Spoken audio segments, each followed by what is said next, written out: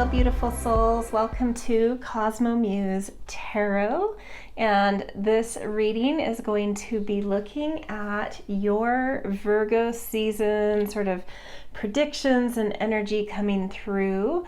So if you've been following me for a while, you probably know that I love doing monthly readings, like, a reading for the month of September. And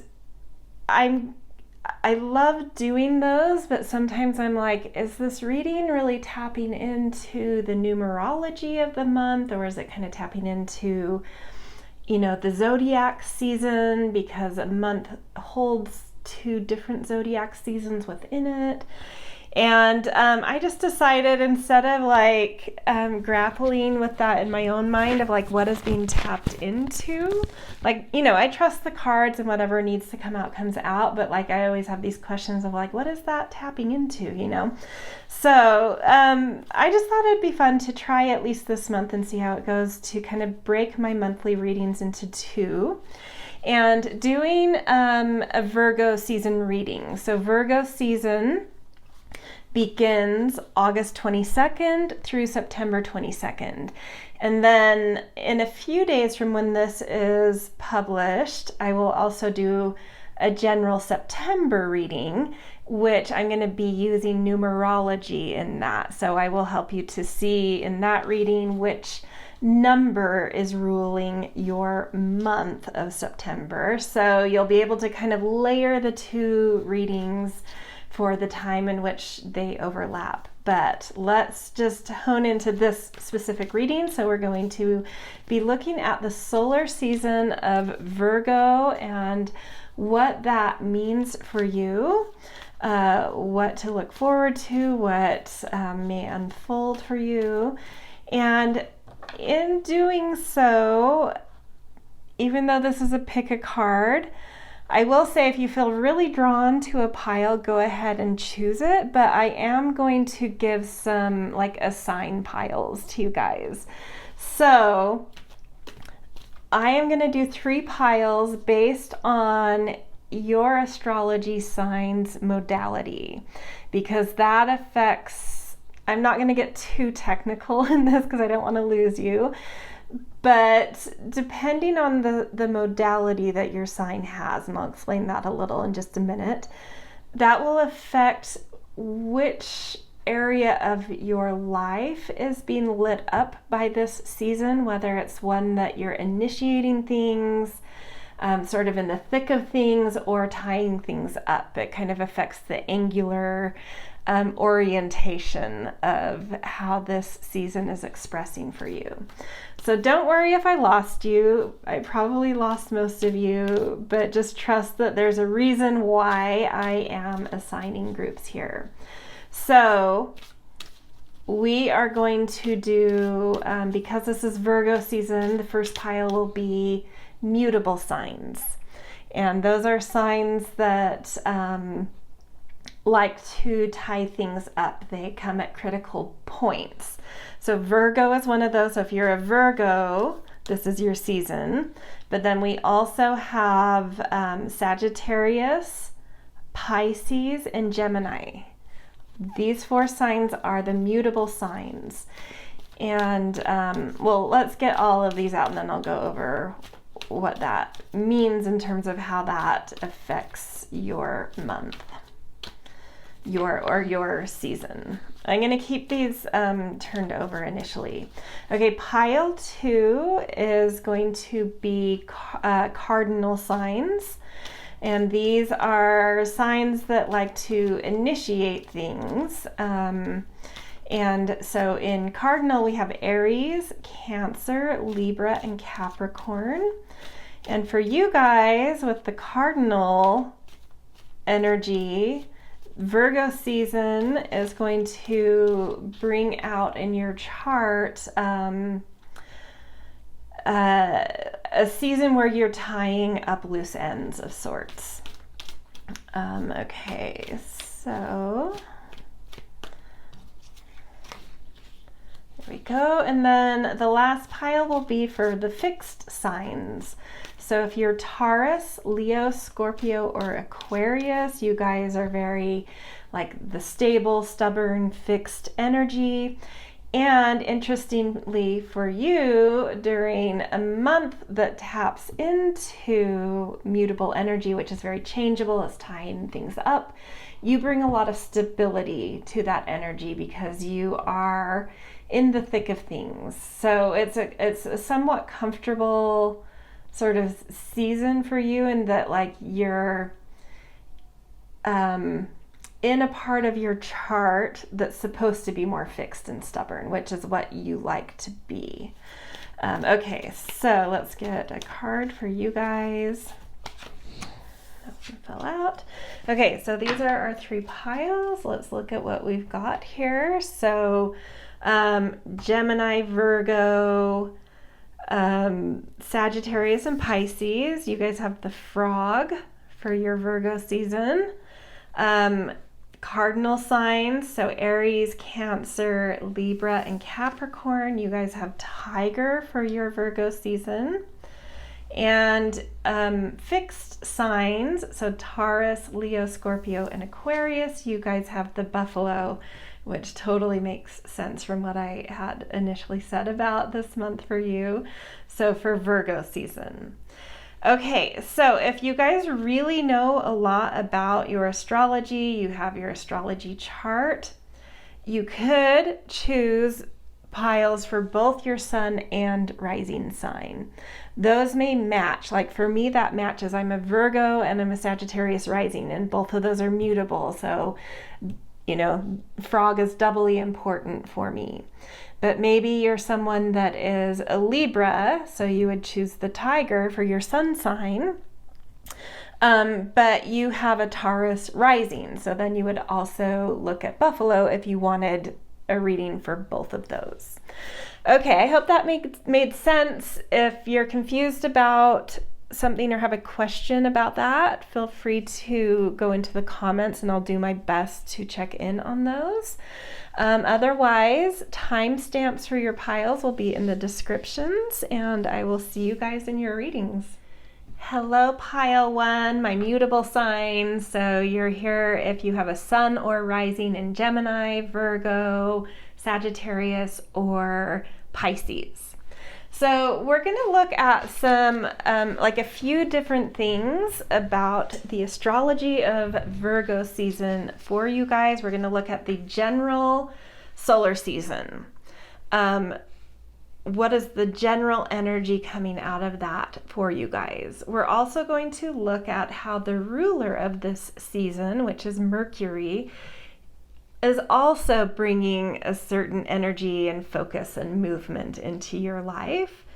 We will also look at the new and the full moon energy for you guys. So there's 4 main things we're going to look at. Another thing to bring up before I get into this is that if it needs to come up for any reason, it will just show in that overall general energy, because it is a big energy that would generally have kind of an underlying tone of things. Is one of our furthest out planets we use in astrology, which is Pluto. It rules power, it rules politics, it rules it's a very kind of more generational planet, so it doesn't always have like personal powerful effect. It's a little bit more looking at the currents of society type of thing. That said, if Pluto were to hit a very sensitive point in your chart, it you know, that would show up personally. But generally, so Pluto, it takes 20 years to move through any sign. In this year, it's moved from Capricorn to Aquarius. So power moved from the status quo, the hierarchies, the corporate CEO type of energy and corporate energy in general, to Aquarius, which is like power to the people.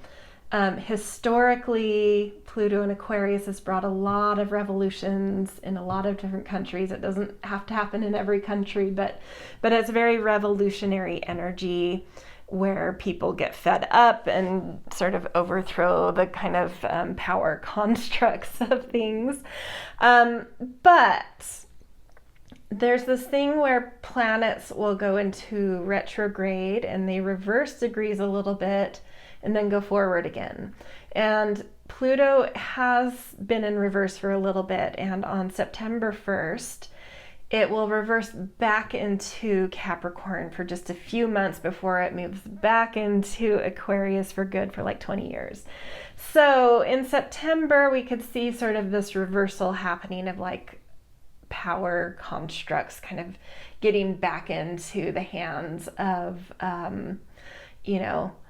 what's already in power and kind of corporate powers, and them kind of trying to grasp and hold on to their power pretty heavily. So that may show up in some way, but I'm not going to really single that out, just something to bring up about Virgo season and an astrological occurrence taking place. Okay, so let's just jump into this solar season, Virgo season. Really quickly, I'm going to give you guys a theme for your signs. If you are a Virgo, this season is about getting back to yourself, refinding your centering. So initiating things around self, because this is an initiating month for each of the signs that are here. If you're a Sagittarius, this is about initiating things having to do with mastery, focus, career. You could feel a lot of pressure this season, but in a way where you are maybe even receiving kind of rewards and recognition for things. Nevertheless, a lot of responsibility coming in.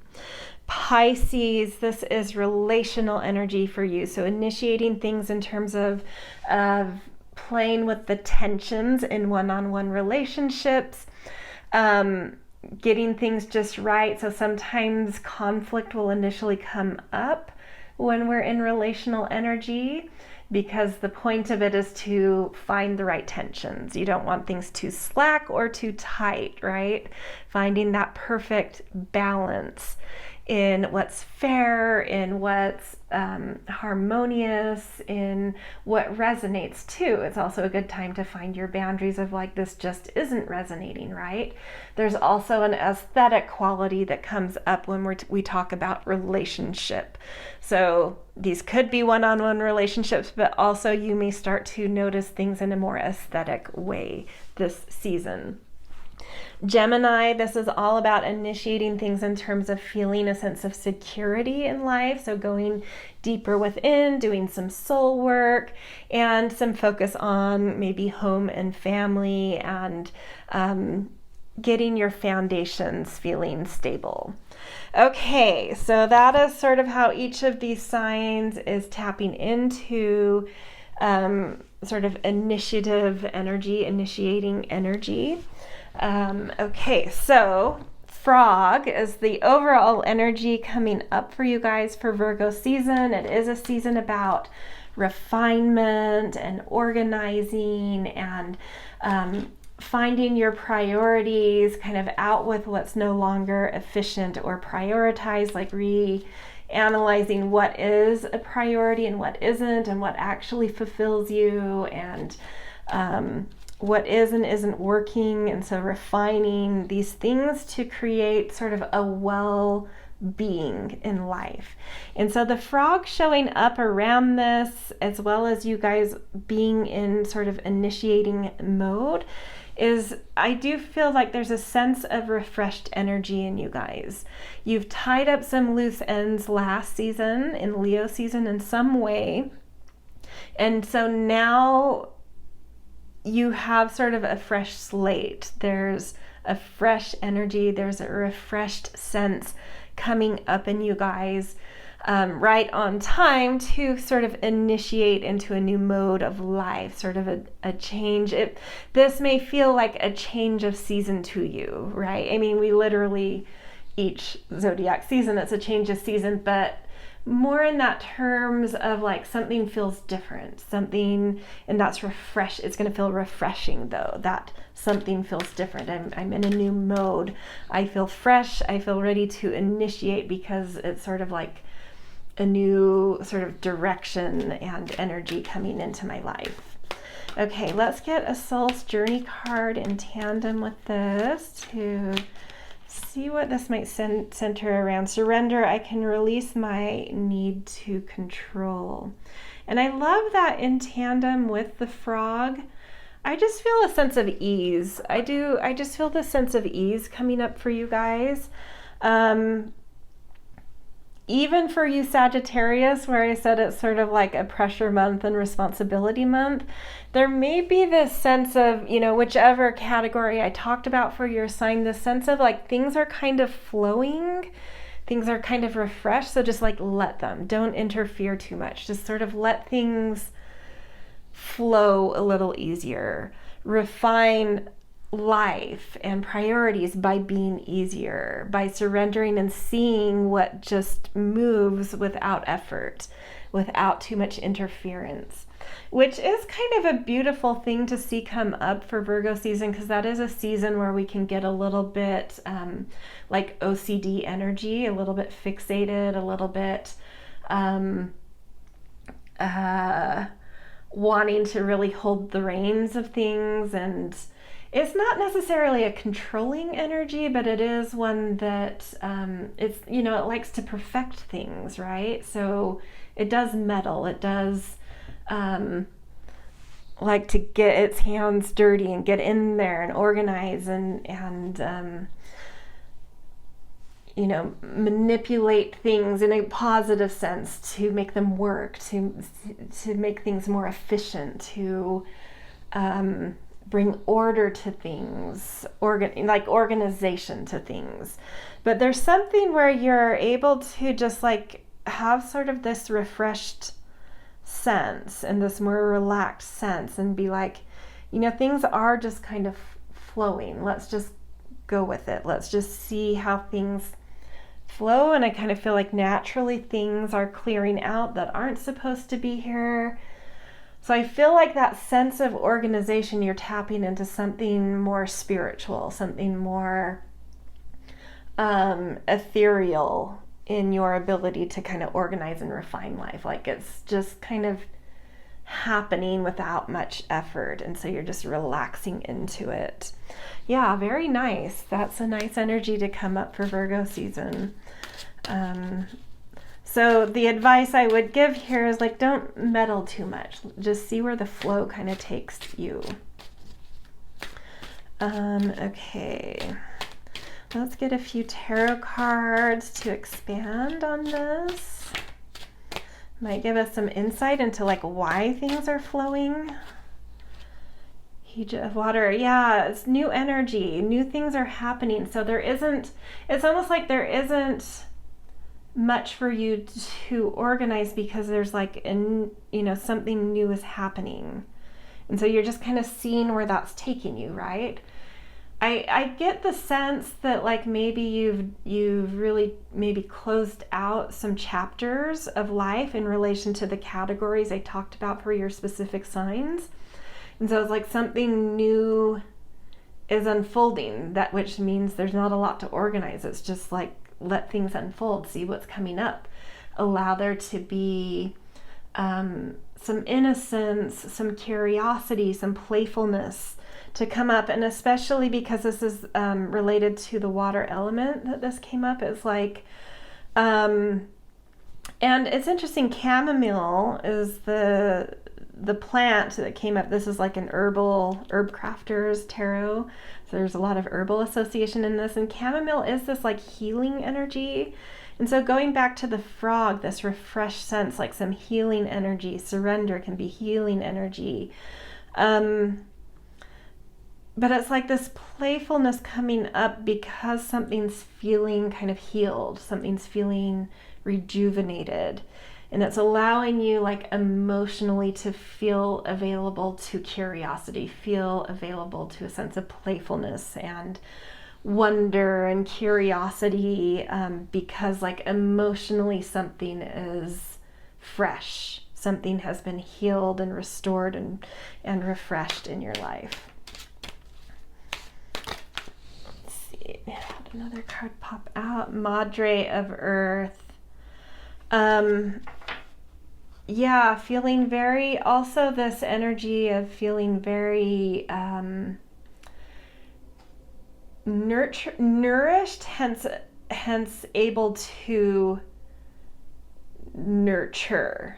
Like, so that healing that's come in, it's like your soul has felt nourished, and so now you have sort of this energy to be able to express a side of yourself that really knows how to nurture life and how to nourish things to make them grow, and how to also, like, you may find people very attracted to your energy this month because they want some of your nourishment, and they want some of your guidance and kind of fulfilled energy that seems to be tapped into, like really knowing how to allow things to thrive in life. But the Madre of Earth also is this energy of like, there is a proactive energy there. It's not just like sit back and like everything's just going to work out. It's like coming from a relaxed attitude, but engaging life, nourishing life, making things grow because you have the energy to, and the emotional kind of fulfillment that feels fresh and new. It's allowing you to tap into this really nourished, guiding principle that, knows how to just get in and make life flourish really beautifully. Yeah, it's really pretty beautiful energy coming in there. Let's get one more tarot card around this. Oops. Hija, we have another Hija. So Hija of water and Hija of fire, which in a traditional tarot would be kind of like the page. So new creative energy also coming out of you.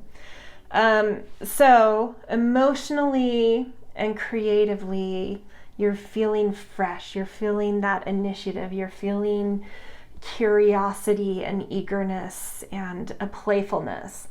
But I feel you centered in this Madre of Earth. Like you are coming from your sense of self that knows how to make life grow, that has a lot of energy to know how to guide things and nourish things and make them flourish. So I feel like you are centered in that, but it's allowing you to explore and play and use that quality in fresh ways, tap into life in fresh ways from this very nourished strength you have. Really, really beautiful. Okay, let's now look at the ruler of this season and see what that is going to be moving your focus toward.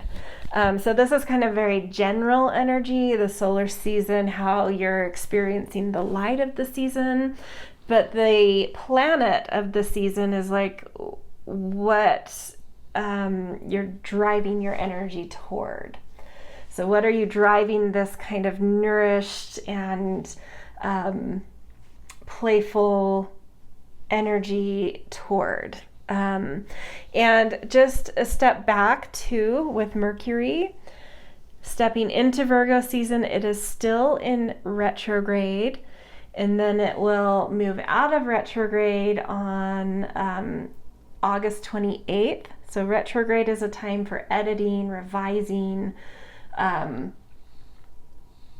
redoing things, rethinking things, but also a time when we get a lot of ahas and things like click in, things we've worked on for a long time start to kind of sink in and integrate and become more masterful. It's not a time to initiate new things. It's a time to really focus on what's been in motion and further kind of integrate and understand it.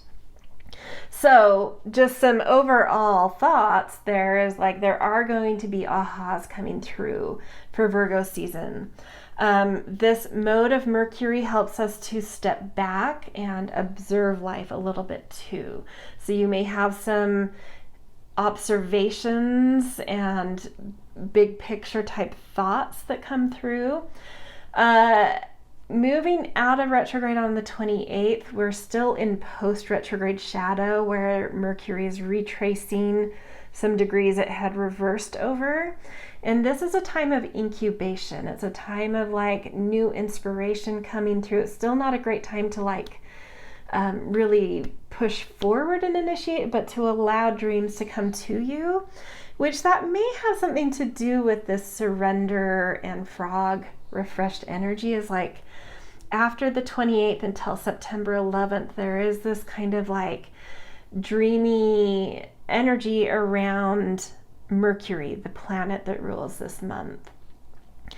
After the 11th, because we still are in Virgo season until September 22nd, so from the 11th through the 22nd, there's this new fresh energy coming through with Mercury.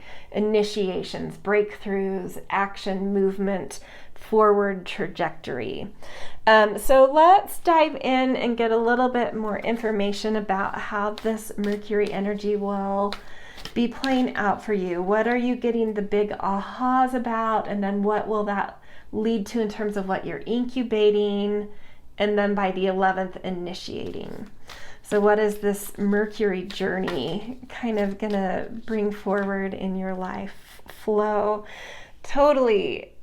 Yeah, I feel like Mercury very much showed up in this general energy. So this is almost just sort of like confirmation. Like a lot of what was felt in the overall energy was coming from this mode of Mercury. And it's just like, relax into life a little bit. The planetary energy of Virgo season is kind of, like tying up some loose ends, having some ahas and incubating a lot of new things. And that's when we're in that mode, it's a time to just like really step back, detach, observe, and see where like the currents are taking you, what it's washing away that's no longer useful, and what it's now bringing in terms of inspiration. But there's kind of this detached energy called for where you can dream and rejuvenate and heal. So it's a really kind of healing energy, inspiring energy. And sometimes in that there can be challenges to let go of things, because there are things that have just like come to their natural ending, but sometimes people try to grasp and not let go of the things that just are naturally kind of moving out of life. But I'm seeing you guys dealing with that very gracefully and easily, and like just having that perspective of like some things have just naturally run their course, and it's okay. I'm easy about letting those flow wherever they're gonna flow. No drama, it's just this natural thing. It's okay. And meanwhile, I feel picked up by this cosmic current, and I'm feeling inspiration. I'm feeling new things incubating. Yeah, so we're really plugging into that with the Mercury energy. Okay, let's get a couple. Ooh, well, we had two tarot cards just already flip out, so let's see what these are. We've got Kurandara of Fire. Yes, wisdom. I think the ahas clicking through here are really helping you to integrate and step into your strength and command in creativity, which makes sense because a lot of Mercury, in part of its retrograde, is in the sign of Leo, which is a fire sign. It's about creativity. At some point, it does move back into Virgo. When is that? Let's see. On the 9th. So September 9th, Mercury moves back into Virgo. But I think before that point, before September 9th, I think you're going to have these ahas click in and integrate around your fire, your creativity, your sense of leadership, that helps you to center in more kind of wisdom, stability, mastery, and confidence in your kind of heart center, your command, your creativity. Ooh, we have two Curanderas, and then we have Curandera of Water too. even though, after the 9th, Mercury steps into Virgo, which is an earth sign, more than the sign it's in, that mode it's in where it's starting to incubate and dream up new things and be kind of more cosmically plugged in. I'm feeling that you feeling very comfortable in that sort of September 9th onward until the end of Virgo season, of just feeling sort of strong in the flow that's coming, feeling very strong in a sense of flow, strong in a sense of surrender, strong in a sense of dreaming and tapping into inspiration. And I think that you will very masterfully be able to tap inspiration that's coming and have some wisdom about it, not just, with these Hija, which are kind of page cards up here. There is some new stuff coming. There are maybe some new beginnings where you'll be a beginner coming, I think probably after September 11th when Mercury's out of shadow. But I feel also just this thing clicking in for you of having a stronger understanding of your sensitivity and your connection to flow and your connection to how to utilize inspiration, wisdom about what to do with inspiration that comes through. Yeah, really, really gorgeous. Let's get one more tarot card for this. The High Priestess. Yes, exactly. Just stepping into so much trust in yourself, so much trust in your intuition, trust in the universe, trust in where life is naturally leading and congealing for you. Just comfortable in kind of the unseens of life, right?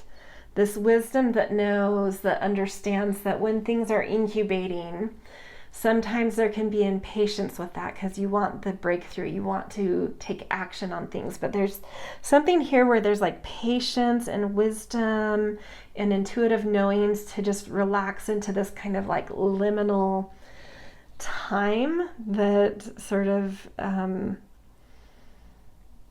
is surrounding the energy of this season because of Mercury's mode it's in, phase that it's in, and just being comfortable in patience, being comfortable in playing with inspiration, comfortable with your own sensitivities and intuitions and inner knowings, and not feeling rushed to do something with those quite yet.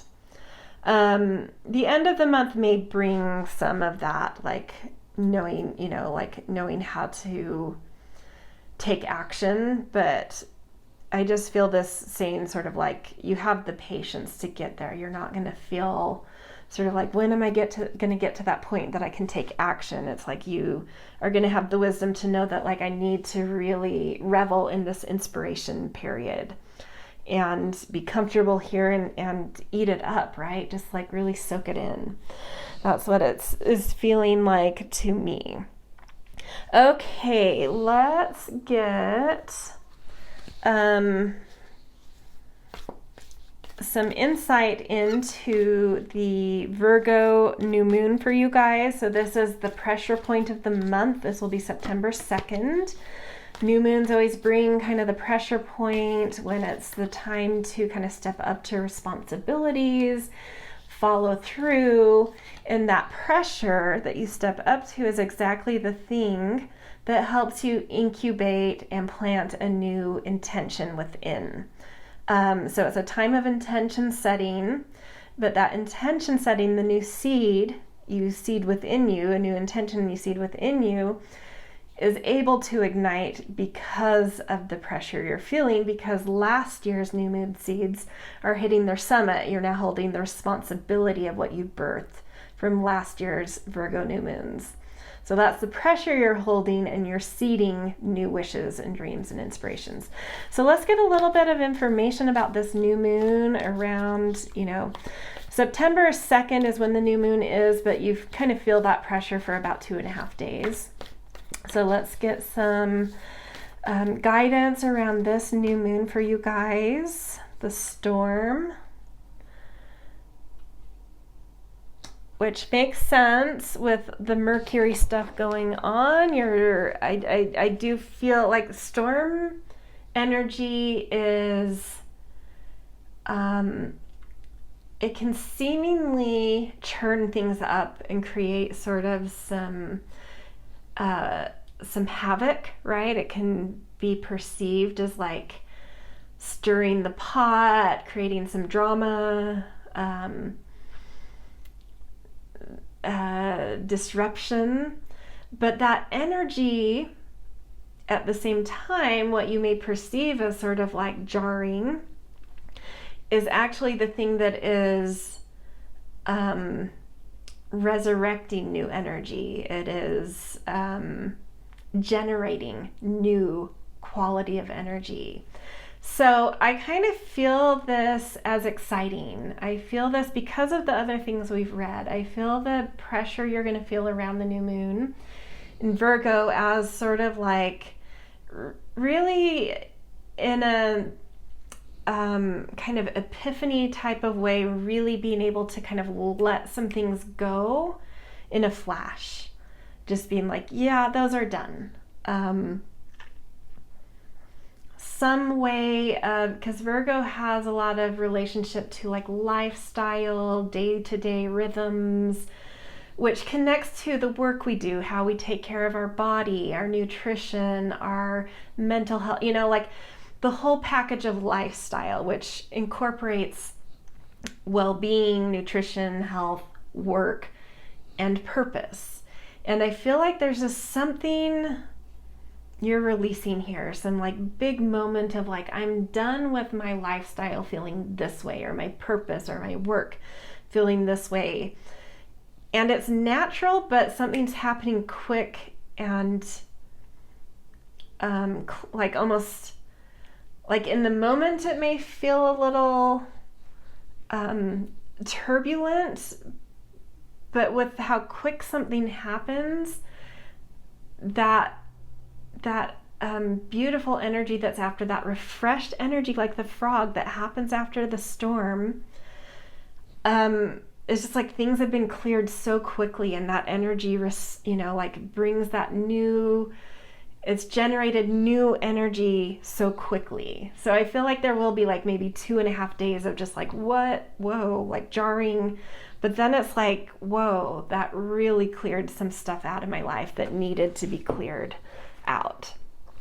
And so because of that, and that's where these Hija, these page kind of cards come in, you really will have this fresh slate to make intentions that are very different and very new around how you kind of organize and prioritize and ritualize and rhythmize life and purpose, and connecting to what your purpose even is. Like you may have a complete shift in like the kind of work you want to do, or the lifestyle you're leading, or how you're dealing with health.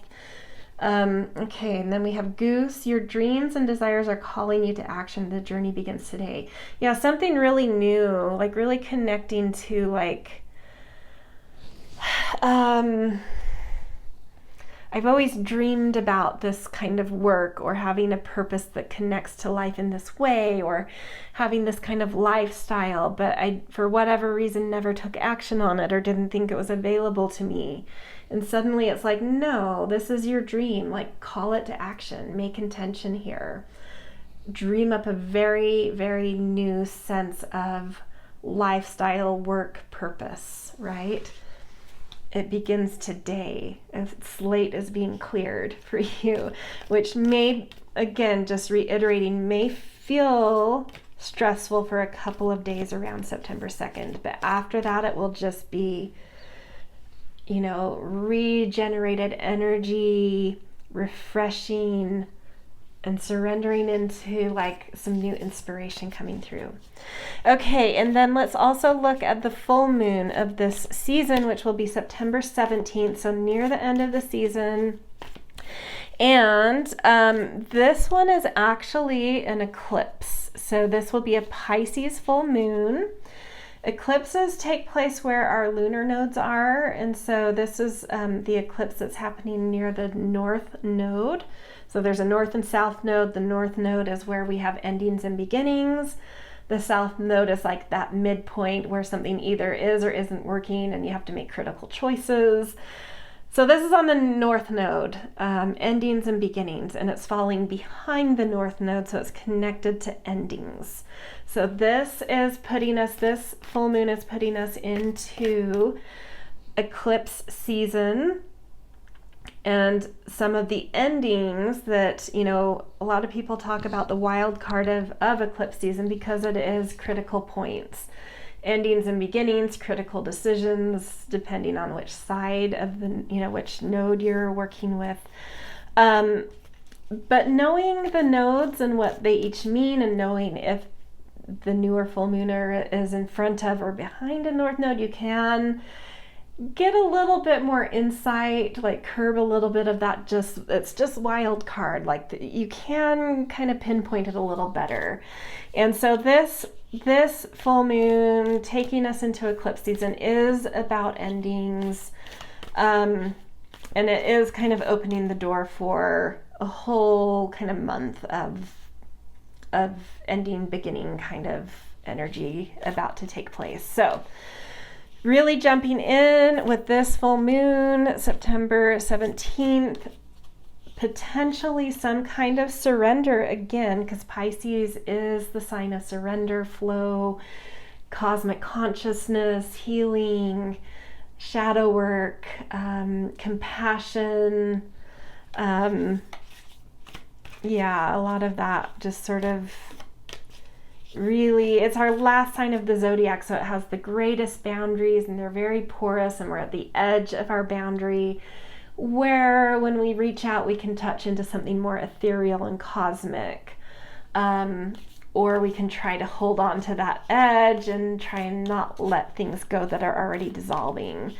So because it's an ending in this Pisces energy knows how to let go.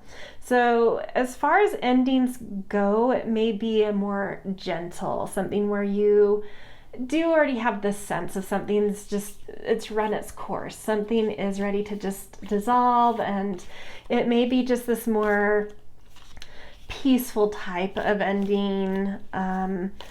At the same time, universally not in your personal life, this is a point right behind the north node of shadow work, and Pisces, more when you're looking at the world, rules a lot of like complexity and secrets, things that hold a lot of complexity. So government, institution, the arts. We may see shadow work coming to light, secrets coming to light. Pisces is the sign of secrets. So we may be seeing some really, really complex shadows coming to light at this full moon as well. Doesn't necessarily have to be about your life, just kind of a fun, interesting tidbit that we may see out in the world. Some very, very complex, complicated secrets coming out. Okay, but for you guys, let's look at what this Pisces full moon eclipse time of kind of some surrender and endings is bringing up for you guys. Yeah, the empty room. Yes, I feel that as very gentle for you guys, like just ready to clear slates. All, you know, the storm for the new moon and the empty room for the full moon, like you guys are just very, very calm and easy about letting things go that have run their course and welcoming in blank slates for new potential energy to come in. So this feels quite easy full moons are a time of inward focus, so you may feel a little, it's possible that you may feel, and that full moon energy can bring up our insecurities or where we feel unstable. So that sense of a clean slate, even though that leaves room for anything, any possibility, because there's association with like some instability that we tend to feel at a full moons, you may feel that empty room or that clear slate as like, I feel empty. Like that doesn't feel stable to me to feel empty, right? But don't worry about that if that comes up for a couple of days. A lot of you may just feel this as just a fresh slate. But if you do feel this energy of like, I feel empty, don't worry, that will pass pretty quickly. Okay, let's get an inner child card here too, a little more about this. Speak to yourself with kindness. Become aware of how you speak to yourself. Yeah.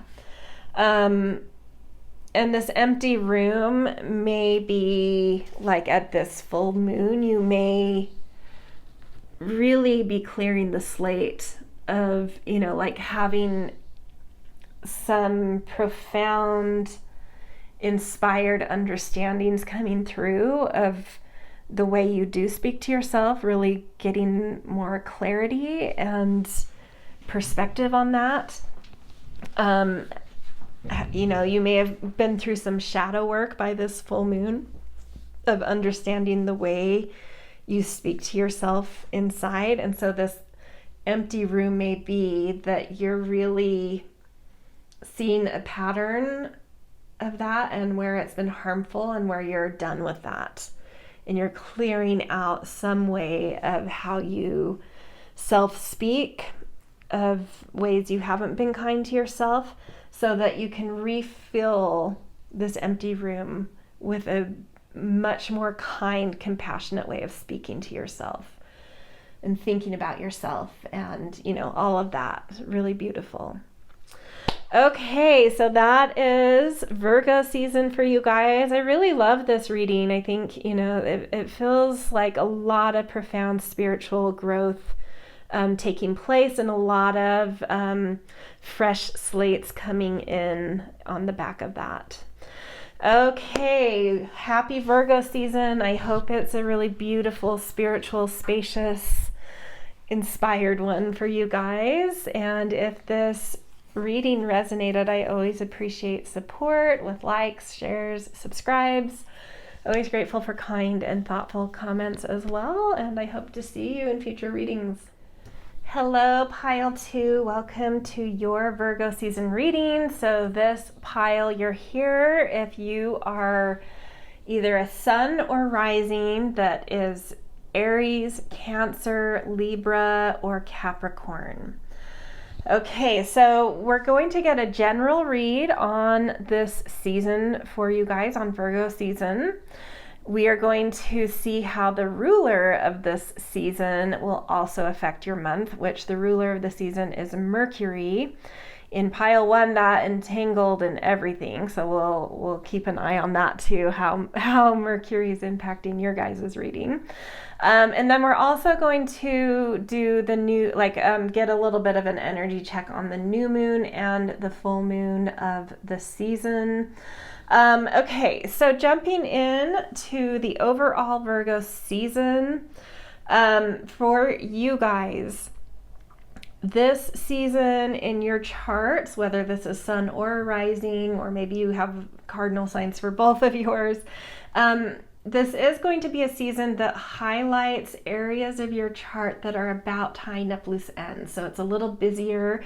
You're probably coming from a month that was a little bit more kind of in the thick of things, persevering through things, but also maybe a little bit of like comfortable in certain ways. It's like the midpoint of a certain mode of life. But now we're coming to the end of a mode of life for you guys during this season. So it is about like tying up loose ends, making decisions, manipulating things in order to bring finishes. I say manipulation in a positive sense. I know a lot of people think of that negatively, but astrologically that can be a positive connotation.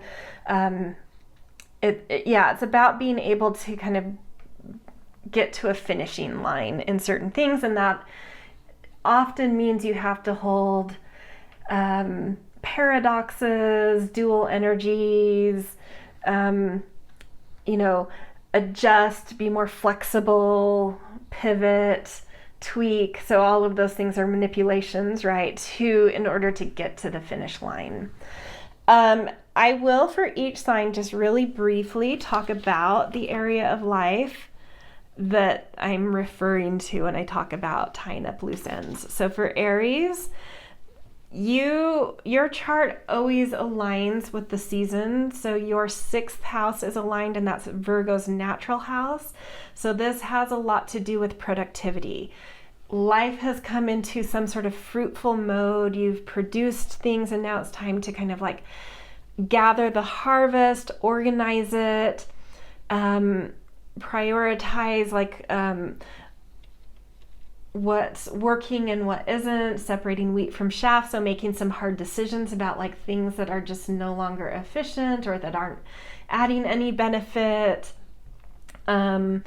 It's juggling a lot of balls. It says finding your work-life balance, finding your lifestyle rhythm that results in your overall well-being. So a lot of stuff coming up for you around like, what is the balance? What are my priorities? How do I create rhythm and ritual and efficiency to make my life feel well and rhythmed and refined and sacred, right?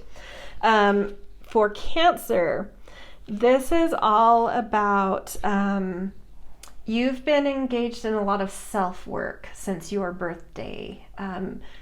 What's my identity? What's my worth? And now this season, it's sort of like, where do I belong? It's the ending of working on the self sector of your chart. Now that I understand my voice and I kind of know what gives me a sense of passion and drive, like, where does that belong in the world? And what does that say about me? And it's a lot about identity. So connection, communication, community.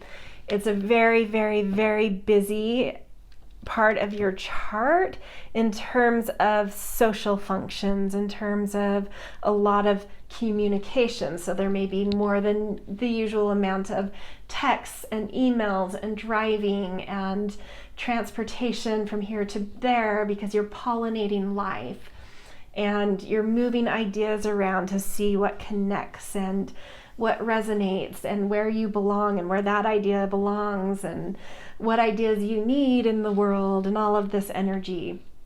So very busy energy, but you're tying up some work you've been doing around your sense of self, and that tying up looks like a lot of like seeking some belonging, learning, connecting, pollinating. For Libra, this is, let's see, this is because your birthday season, your season, Libra season follows Virgo season. So you've almost completed your year. So this is the end of your year. This is about letting go of things that have run their course, of finding some restoration. This is like your, if you were to map the year onto a day for you guys specifically, this is like 5 a.m. where you're in your deepest dreaming state, and your body's really just letting go of the past day, and you're really sinking into that restorative energy. So gently letting go of what's naturally going, a little bit dreamier, so your finishing energy, this energy of tying up loose ends, is more gentle. It's about letting what's naturally going go, catching inspiration, incubating stuff for what is to come in the new year for you, for your year. But that wrapping things up is about just sort of letting the mists take what's already dissolving, rejuvenating and healing and letting go, letting flow. And then Capricorn, for you, this is you're tying up your sense of how you work more communally, how you understand your place in the world through some debate, through some argument, through some challenging of perspectives. So it's a season about broadening your perspectives, and sometimes we have to do that in ways that kind of push our boundaries, push our comfort level, and it's a time where you're getting sort of a vision for life. At times you can feel sort of like you're at the darkest point, because how do I explain this in this sense? Yeah, it's just like you're coming into this hot spot of complexity where you're really having to hold a lot of energy for others and the world in general, and how you really expand into your life through being able to hold perspectives beyond your own.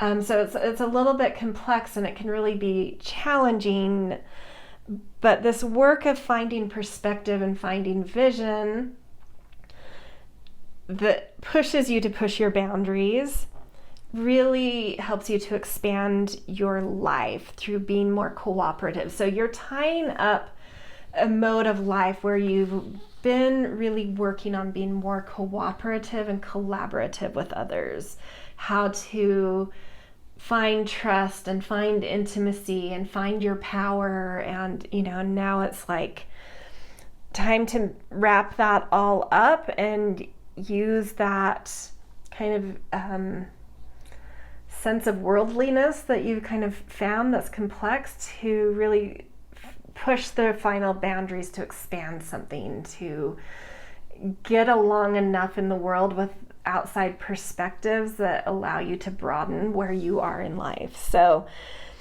it's a tying up at the same time as sort of expanding. It's an interesting one to hold. Okay, so now that I've gone through just like a little bit for each of you guys, in general, you're each in this mode of tying up some loose ends in a season that is also about tying up some loose ends. It's about organization. It's about refinement. It's about really understanding where true fulfillment lies and getting your priorities straight and your productivity straight because you know your priorities. And so Tiger showing up for you in terms of this very general energy for the solar season of Virgo shows that you are like strategizing. You are taking, even though it's a little bit of a busier energy this season, it's like you are finding a certain wisdom to step back from the busyness and to observe and to kind of stalk what's going on, like waiting for your right moment to pounce, waiting to see the patterns playing out, really kind of being stealth about things and more strategic about things so that you can sort of take it all in and more intuitively recognize like those instinctual moments to seize the right opportunities, right? So there is something strategic, instinctive, and intuitive coming through, and some wisdom that you are tapping into. Okay, let's get a Soul's Journey card for you guys. Woo. A lot, even though a card didn't fall out, like a lot of cards fell out. So that's what I do feel a sense of like life may feel a bit chaotic, and so that might be why you're just like, I just need to like take a view, like what is happening here? There's a lot going on, and the only way I can wrap my head around this or find a strategy is to step back and like observe it a little bit stealth-like. Honesty. I can't always expect the truth from others, but I can expect it from myself. Yeah, definitely feeling some complexity coming through for this season for you guys. A lot going on. In that a busy season in general, and for you guys especially because of what this highlights in your chart, I do feel like there's just a lot going on. There's a lot of complexity, and so like when wheels are spinning, right, sometimes it can be hard to know what to trust. Who to trust, what to trust. And so I think you're taking the right strategy to like, okay, let me just step back so I can create some distance and space from things and watch patterns to be able to gain some perspective on like what is trustworthy here. How can I incite trust? How can I watch and notice patterns of things rather than single interactions of things? How can I step back to see the patterns of things and do my due diligence to really gain perspective on what I should be trusting here, and to know how I should move life forward in a way that I trust as well, right? How do I trust my own actions? I need perspective. I need to look at the bigger picture. How do I trust others and these interactions happening? This is like, take time, take space. Don't be quick to the trigger, right? Don't say yes to anything right in the moment. Be like, can I get back to you? That's your strategy. Can I get back to you? Take a step back, observe things, do some due diligence if that's needed. But it's like, take space before you take action, or before you agree to things, or before you assert yourself in something.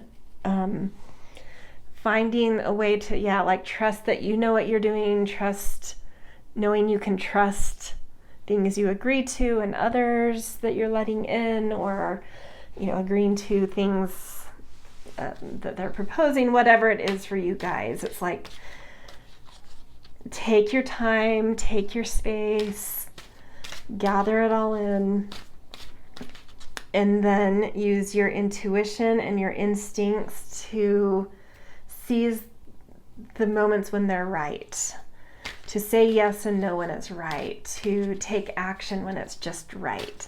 And I think if you give yourself that strategy of space and time and observation, you'll have those instinctive knowings. Okay, let's get a few tarot cards to go deeper here. Got Ace of Fire, interesting. Let's get a couple more out before I read into that. Two of Earth. Yeah, you definitely are balancing some stuff. And 10 of Air. Okay. Absolutely take space and time. Do not be rushed into things.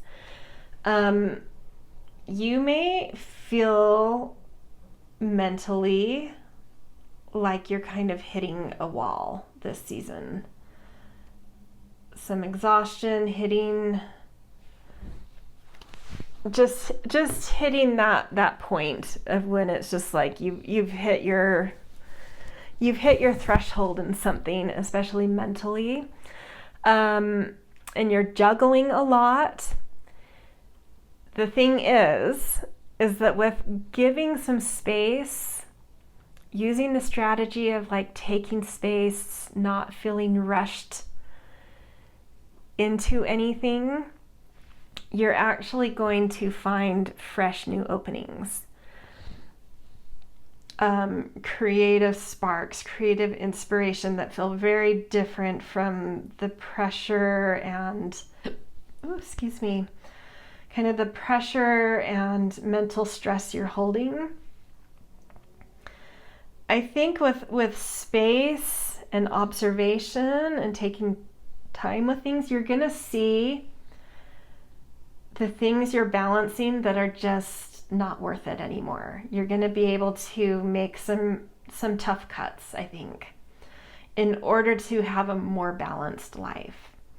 And as soon as you make those cuts and things are easier to hold and juggle, some new creative inspiration will have room to spark for you guys. But it's going to take a little bit of time and effort to get to this Ace of Fire. There are going to be some cuts you're going to have to make. And this is about tying up loose ends, right? And sometimes in that getting to a finish line or wrapping something up, you have to make tough edits at those points. And those edits should be geared toward, what am I juggling, and is it worth it? Is this thing that I'm juggling worth it? Is this thing that I'm juggling worth it? And really prioritizing, really drawing some lines on your priorities, and really making some tough cuts of like, it feels important to me, but in relation to this and this and this, it isn't, and I can't do it all, right? I have to make my priorities, and I have to make some tough cuts here. And trusting that with that, space is being made that will really create some new fire in you. It will really attract in like a new spark of creation in life. So all the more maybe inspiration for you guys to make some tough edits, right? Okay, so moving on from this, we are now going to look at how the planet that rules this season may be impacting or creating some other things going on in your life. In the first pile, it tended to really play off of what already came out, but it doesn't have to happen that way. We'll just see what comes up. So we want to see how Mercury, and before I get into this also, there's a lot to say about Mercury in general before we see specifically what it's going to do for you guys. Mercury coming into Virgo season is in retrograde. This is sort of like if you think of planets going through phases just like our solar seasons do, you know, there's spring, summer, autumn, winter. Every planet, not just the solar seasons, actually has phases like that. When Mercury is in direct, it's growing, it's spring and summer. Things are growing, things are fertile. It's right timing for initiating things, for new growth. When it's in pre-shadow retrograde, and post-shadow retrograde, things is like autumn and winter. It's more about making, kind of refining energy, stabilizing what was already put in motion, finding your mastery. It's about things that have already been put into motion and really finding the power of that, bringing focus and dedication to create certain wisdom out of that, right? And so coming into Virgo season, Mercury, which rules this season, is already in retrograde. It's past its pre-shadow and it's well into retrograde. It's actually like a little past its halfway mark of retrograde. So, you know, Virgo season starts on August 22nd, and then retrograde for Mercury ends on the 28th. So we have a little bit of retrograde left coming into the season where it's time to really find the wisdom of things. So there may be big aha moments coming in the last part of August while we're in Virgo season. And then from the 28th through September 11th, we're in post-shadow retrograde, where like it's kind of like the hangover. It's sort of like the time, you know, like if you were to map a day onto it rather than the year, it's the time we're kind of asleep. It's night, you know. So we're dreaming, we're releasing old things, we're integrating stuff, we're congealing some new dreams at the same time. So like it's a complex time where like old things are being released, integration is happening, but also new things are kind of new inspiration is kind of being tapped at the same time. So it's a little bit dreamy, a little bit of a hangover energy, but like in a dreamy sense. So that being said, from the start of Virgo season all the way through September 11th, we're in this phase of like needing to be more detached from life based on the planetary energy of the season. So I, am seeing that with the complexity that was being read, and this thing of like stepping back to observe, that very much so plugs into this phase of Mercury. And it will be in Leo until September 9th. So some of the things that might be focusing on are having to do with heart, creativity, command, and leadership. And then after the 9th, it moves into Virgo, so the same energy of the season, but that's putting us very close, the 9th, that's putting us close into like fresh energy with Mercury, new action, taking action on new things, new ideas, fresh growth, breakthroughs. So let's just see what comes up for Mercury, what it wants to talk about for you guys during this season. In relation to what we've already kind of talked about, illumination, yes, you're gaining a lot, you're integrating a lot of understanding, a lot of ahas, and it could have to do with like really starting to understand strategies around knowing how to trust yourself, and strategies around knowing what are red flags in trust, and what are signs that trust is there, like really coming into some illumination of like understanding the energy of honesty and trust, both from yourself and from knowing how to create that in your life, and knowing what it is you should or shouldn't trust, right? There's just like a lot of profound integrations and understandings, illumination coming through that are very profound around understanding energy of honesty and trust, which is very big. It's very mature type of stuff to have to learn and understand.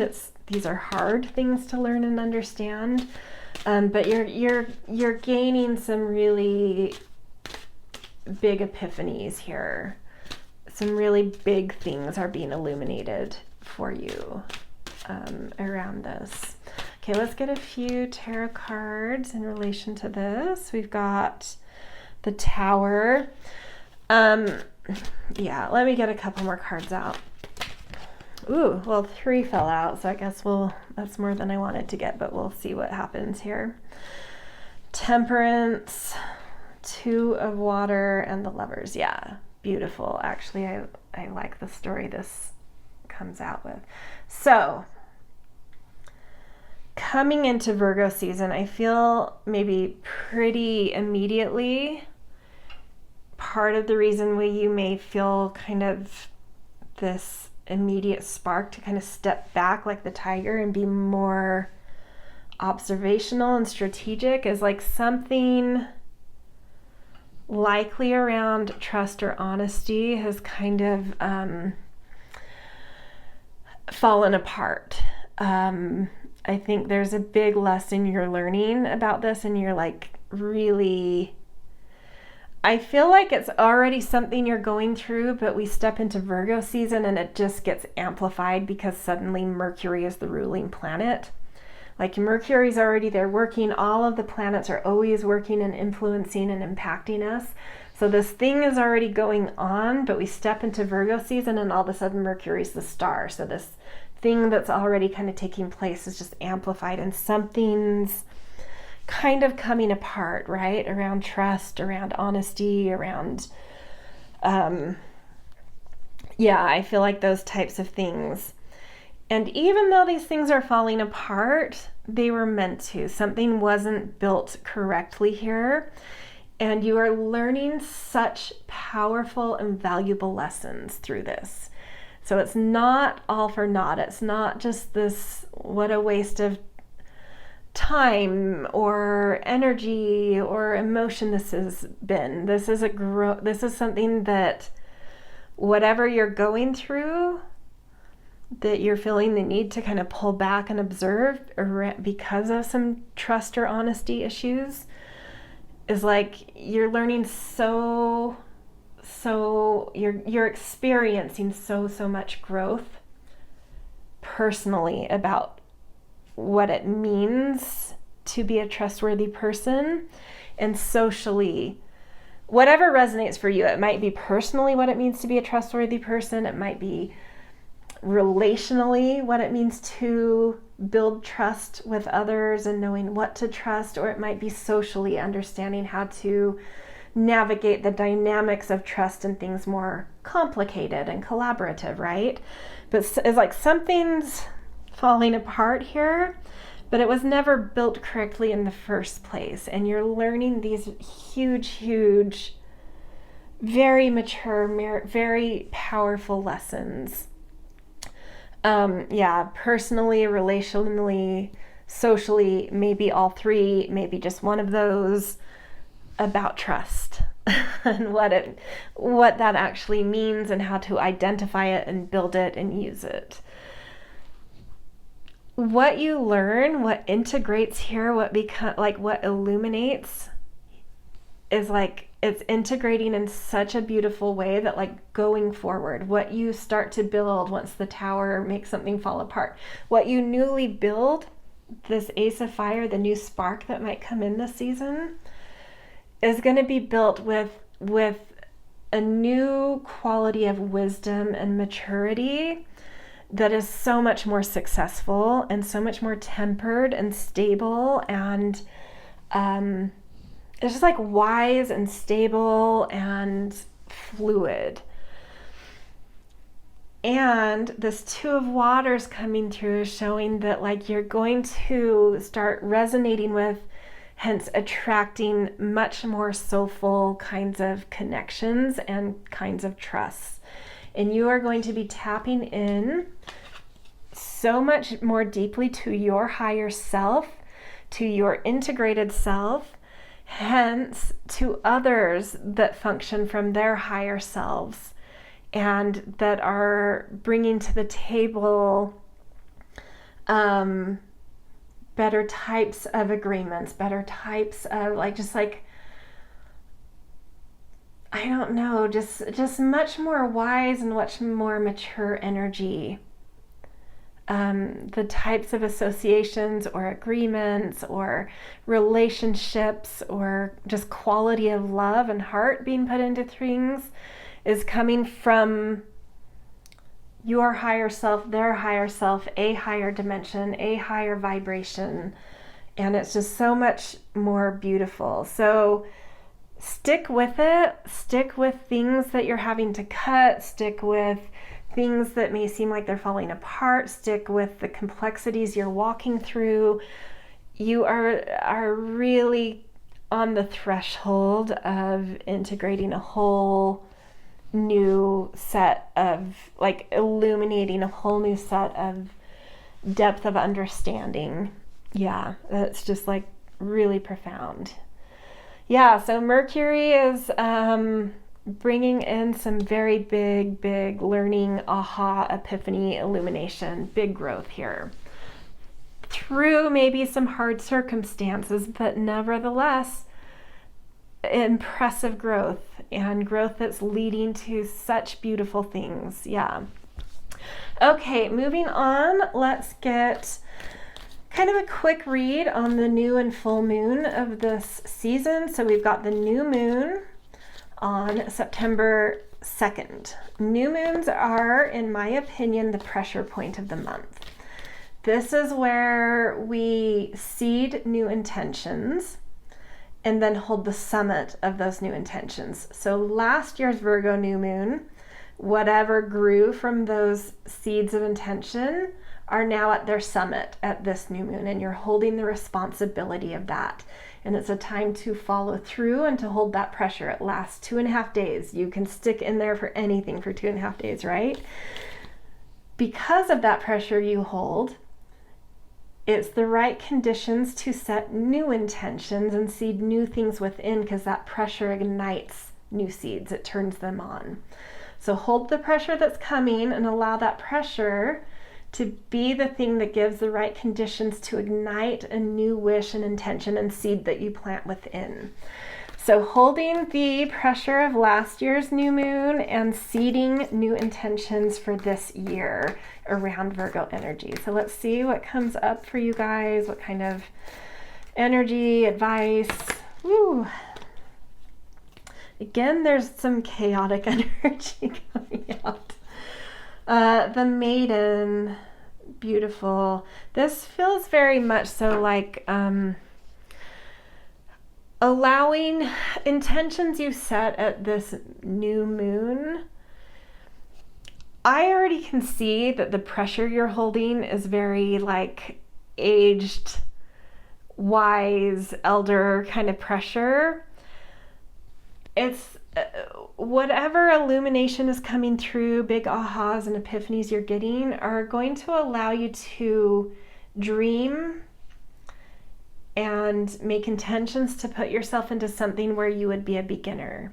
It's like you've mastered something, and now it's time to allow yourself to dream in very different ways, to have very different dreams, and allow yourself to be a beginner. It's the perfect time to be a beginner in the coming year.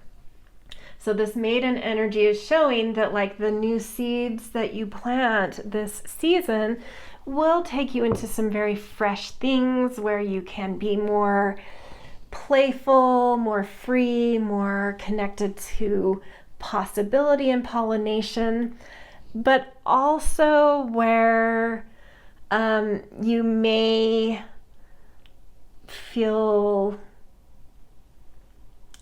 powers of seduction that you have to contend with, of things that are above your head, where you know, it's like when we have naive energy, we can jump in over our heads quite easily because there are things that are seductive and we just don't have the wisdom yet to understand seduction. And so that's just like the other little edge to be aware of, that like whatever intention you make at this new moon, even though it's connected to very fresh energy and it's asking you to allow yourself to be a beginner, to also watch those seductions.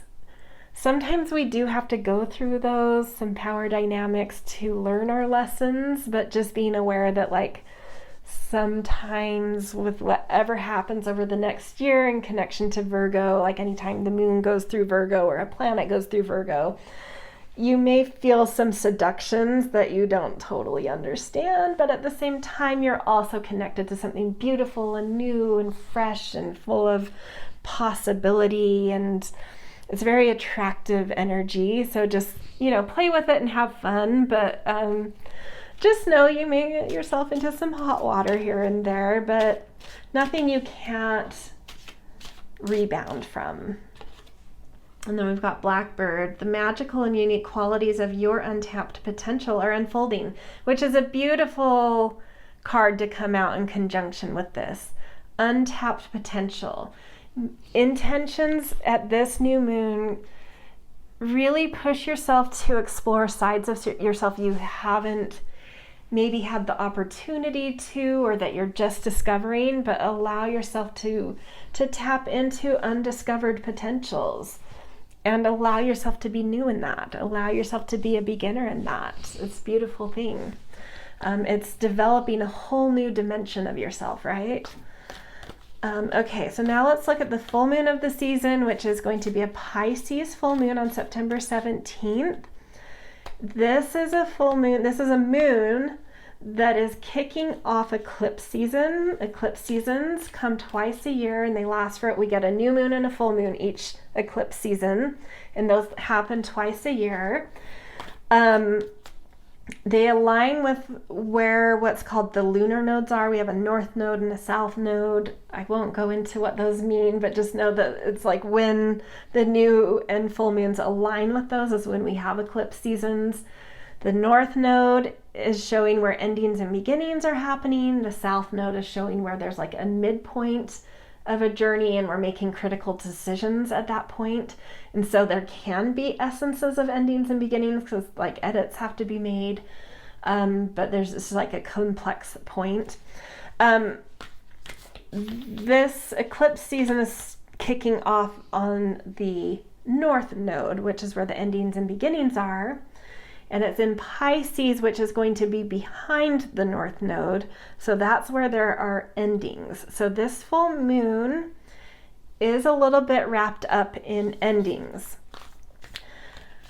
Like I said in pile 1, Pisces deals very well with endings, the energy of Pisces, which is where this full moon is. Pisces is the last sign of the zodiac, which is very similar energy to the energy that's behind the North Node.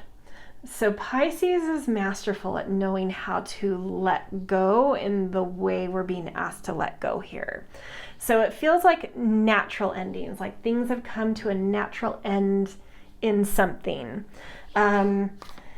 This could be around spirituality, around art, around fantasies and delusions, around institutions and government. Universally, not necessarily personally, but universally, wherever the North Node is, we are engaged. Like what's behind the North Node is like what society and the world is doing shadow work around. And so we may start to see the shadow work of Pisces coming out in the world, and Pisces holds our biggest boundaries. It holds the influence of institutions, the arts, government, anything very, very, very complex. And so we may start to see preliminary shadow work kicking up around really, really secretive, complex things in government, in the arts, in institutional settings. Pisces is the sign of secrets, and so the most secretive secrets, I think, are starting with this full moon over the next year and a half are going to start to they can't be contained anymore. Like sometimes we think certain secrets are safe, but when there's dissolving energy around it, it's porous. It's they can't be held in. That's not necessarily what's going to happen in your personal life. Usually that personal energy is a little more easy, unless you're someone that's in the thick of those bigger things that will be illuminated. But in your personal life, it's usually just a time to really let go of like some of the most complex things that have happened in life, but in this place of like, well, it's just time. It's time to let go of this thing I've held on to, or it's time to let go of this kind of delusional belief or fantastical rose-colored glasses I've held about life, to see things more clearly. Or there could literally be things artistic or connected to institutions in your life, like maybe you work for government or an institution. But there's just things that are coming to a natural end, and it's just time to release. And full moons always take us inward, so this will be personal work around kind of this sense of letting go of certain things, and the threshold. Yeah, that does indicate that like this should be pretty gentle and easy for you. I think there's just maybe things that it's time to kind of let go of some chapter of life and allow yourself to welcome a new chapter. But thresholds are liminal spaces. You're not quite over the threshold. You've kind of ended the last chapter. So it is this kind of in-between time of just letting things be. Letting the past go and welcoming what is coming to your doorstep, and being kind of open, right? Being open-minded, being open-hearted, just kind of being present and saying, what's going and what seems to be coming, and can I just be present to that and present to the fact that this is like maybe bringing me to a whole new kind of transition in my life. Yeah, so let's get an inner child card in relation to this. Set boundaries, claim your power, and know your value today. So what you're letting go of could have a lot to do with like ways in which you haven't held great boundaries in the past. And so really getting some illumination and clarity about that, really understanding that and doing some deep inner work to find some greater stability, some deeper sense of personal orientation around maybe why your sense of boundaries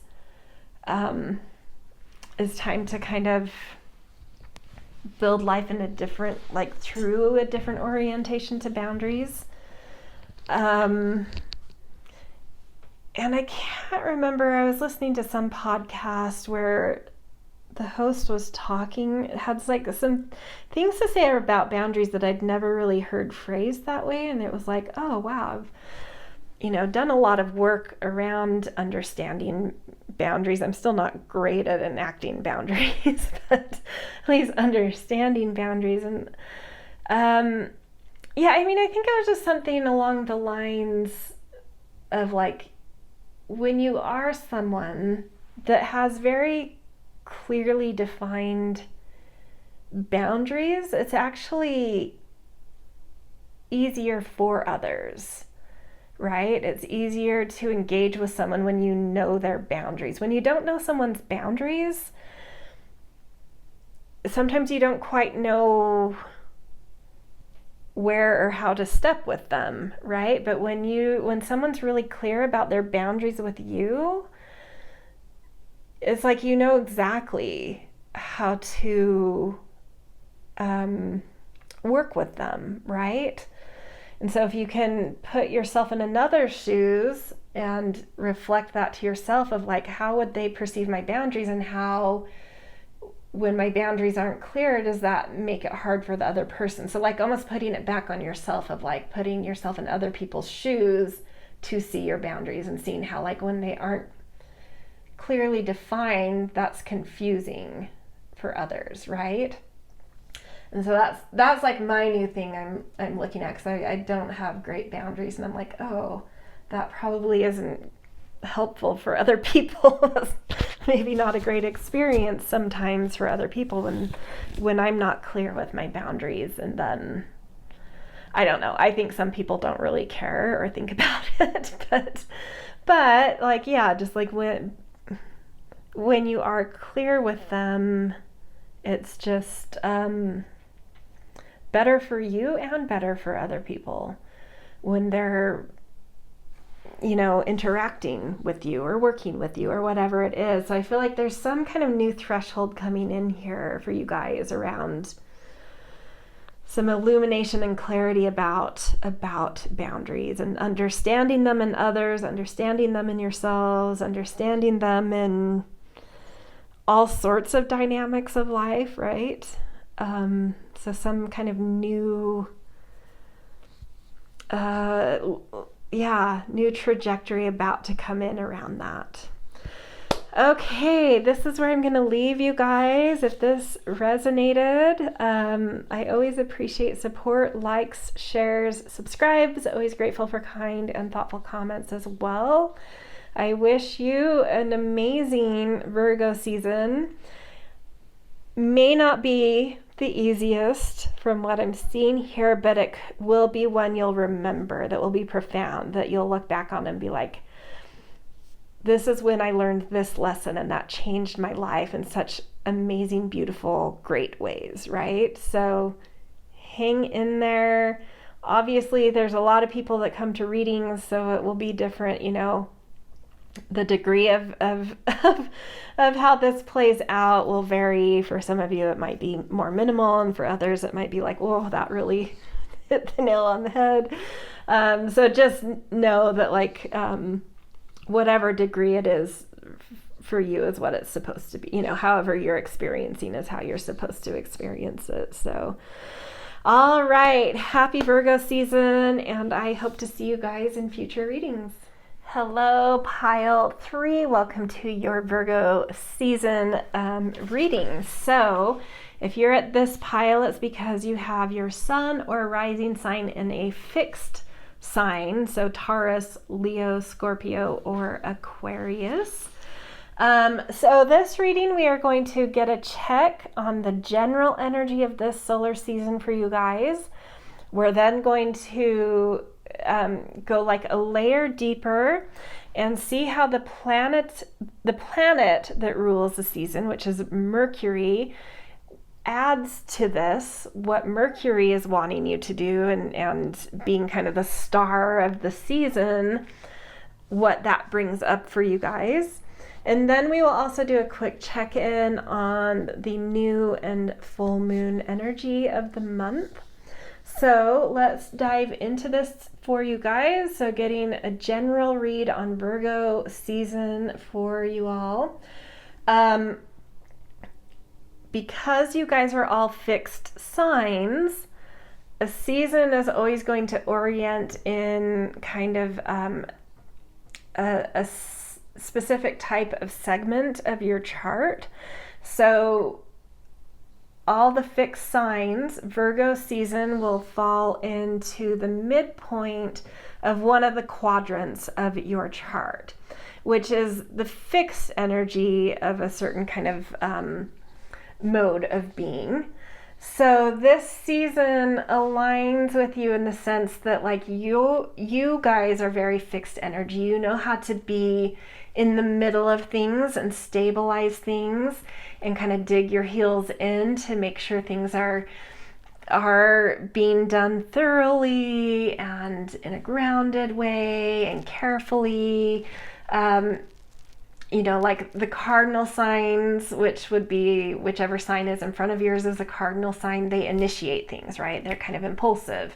And then the signs that fall after you are mutable signs, and they kind of tie up the loose ends and they have more freedom to kind of like manipulate things. But being fixed signs, you guys are in the center of things and you have to stabilize them, be stubborn about things, persevering.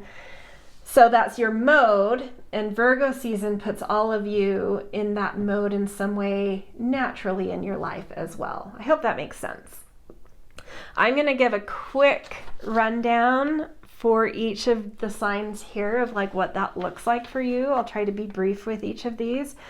So if you are Taurus, your 5th house is illuminated by Virgo. So how you are maturing life is in,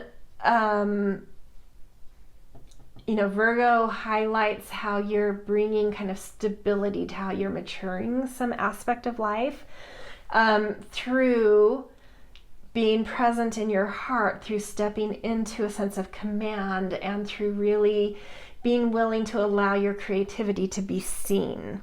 So you're being stubborn about maturing things by kind of grounding some leadership and command into things. If you're a Leo, you've been working since last season on a lot of self qualities. It was your birthday season last season. It was Leo season. So you have just initiated in your yearly journey into like refinding yourself. And then this season, last season you maybe reconnected to what lights you up and recentered in yourself. And this season now it's like slowing down to really drop into your senses and find what you find, tap into what you perceive as beautiful and valuable and really just being in your perceptions in general. So slowing down how you're connecting to your sense of self.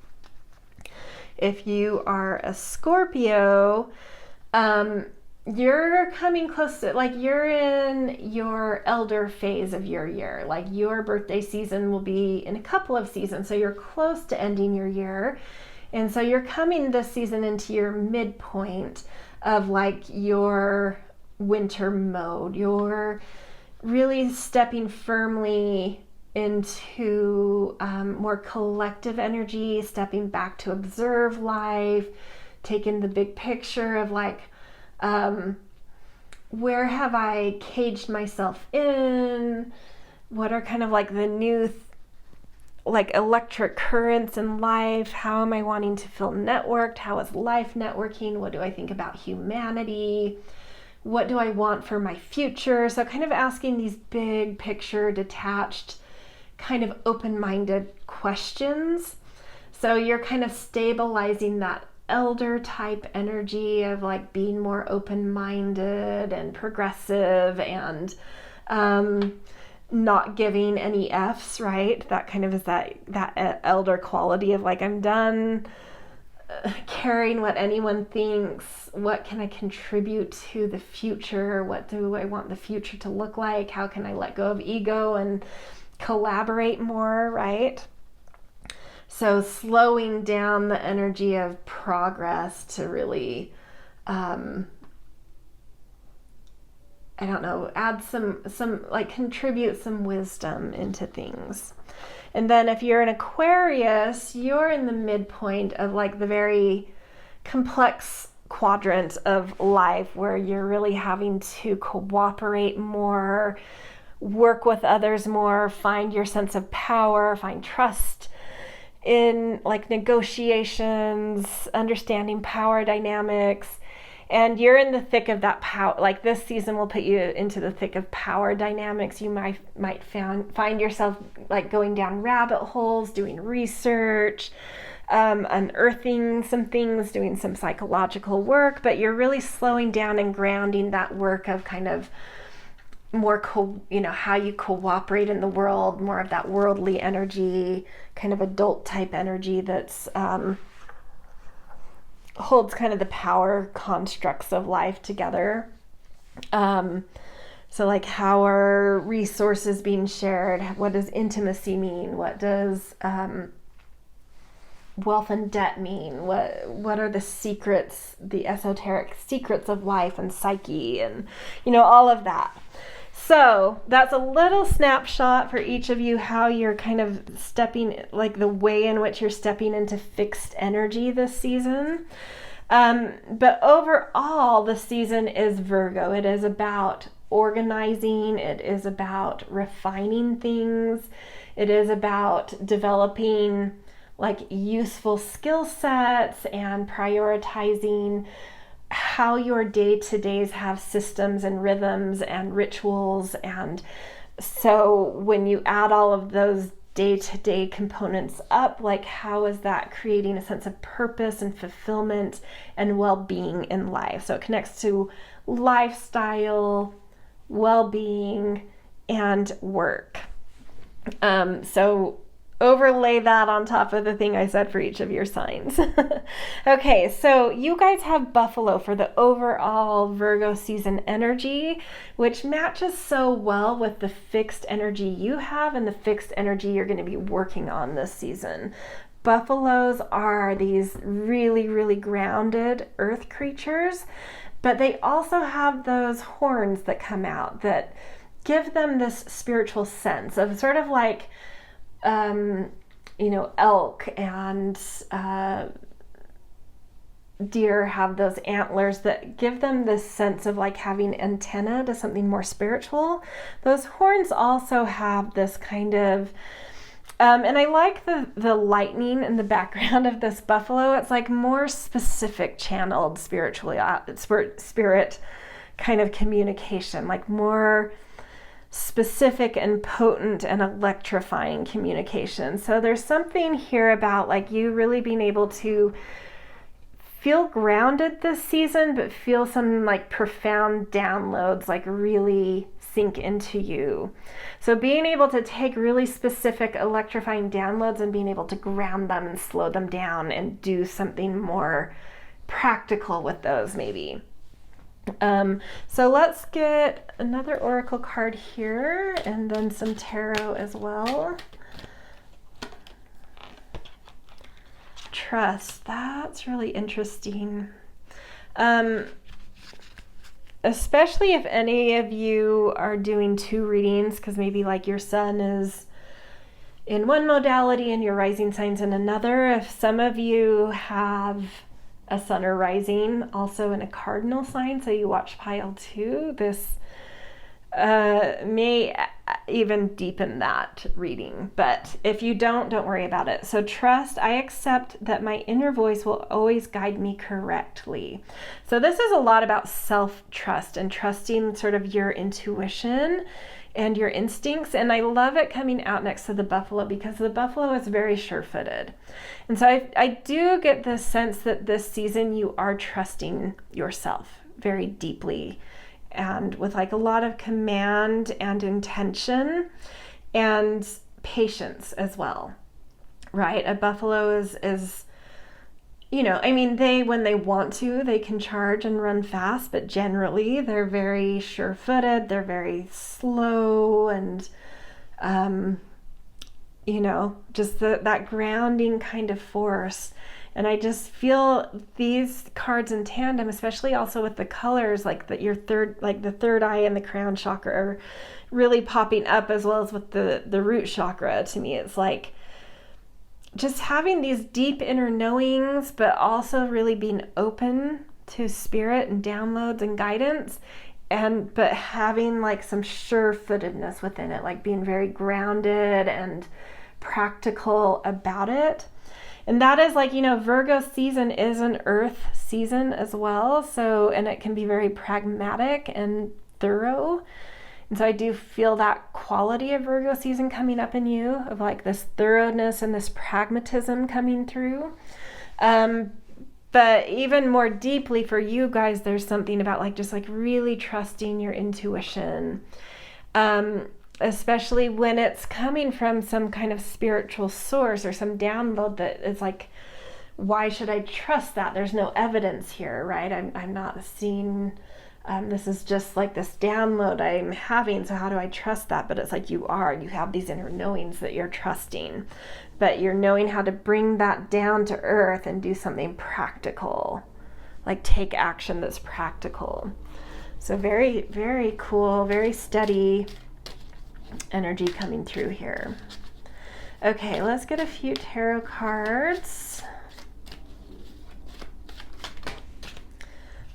Two jumped right out. We have 4 of air, 4 of earth. Look at 2 4s. Like, yeah, you guys are very, very okay with taking your time this season. Very grounded. 4 of earth especially. But this is also showing your mind.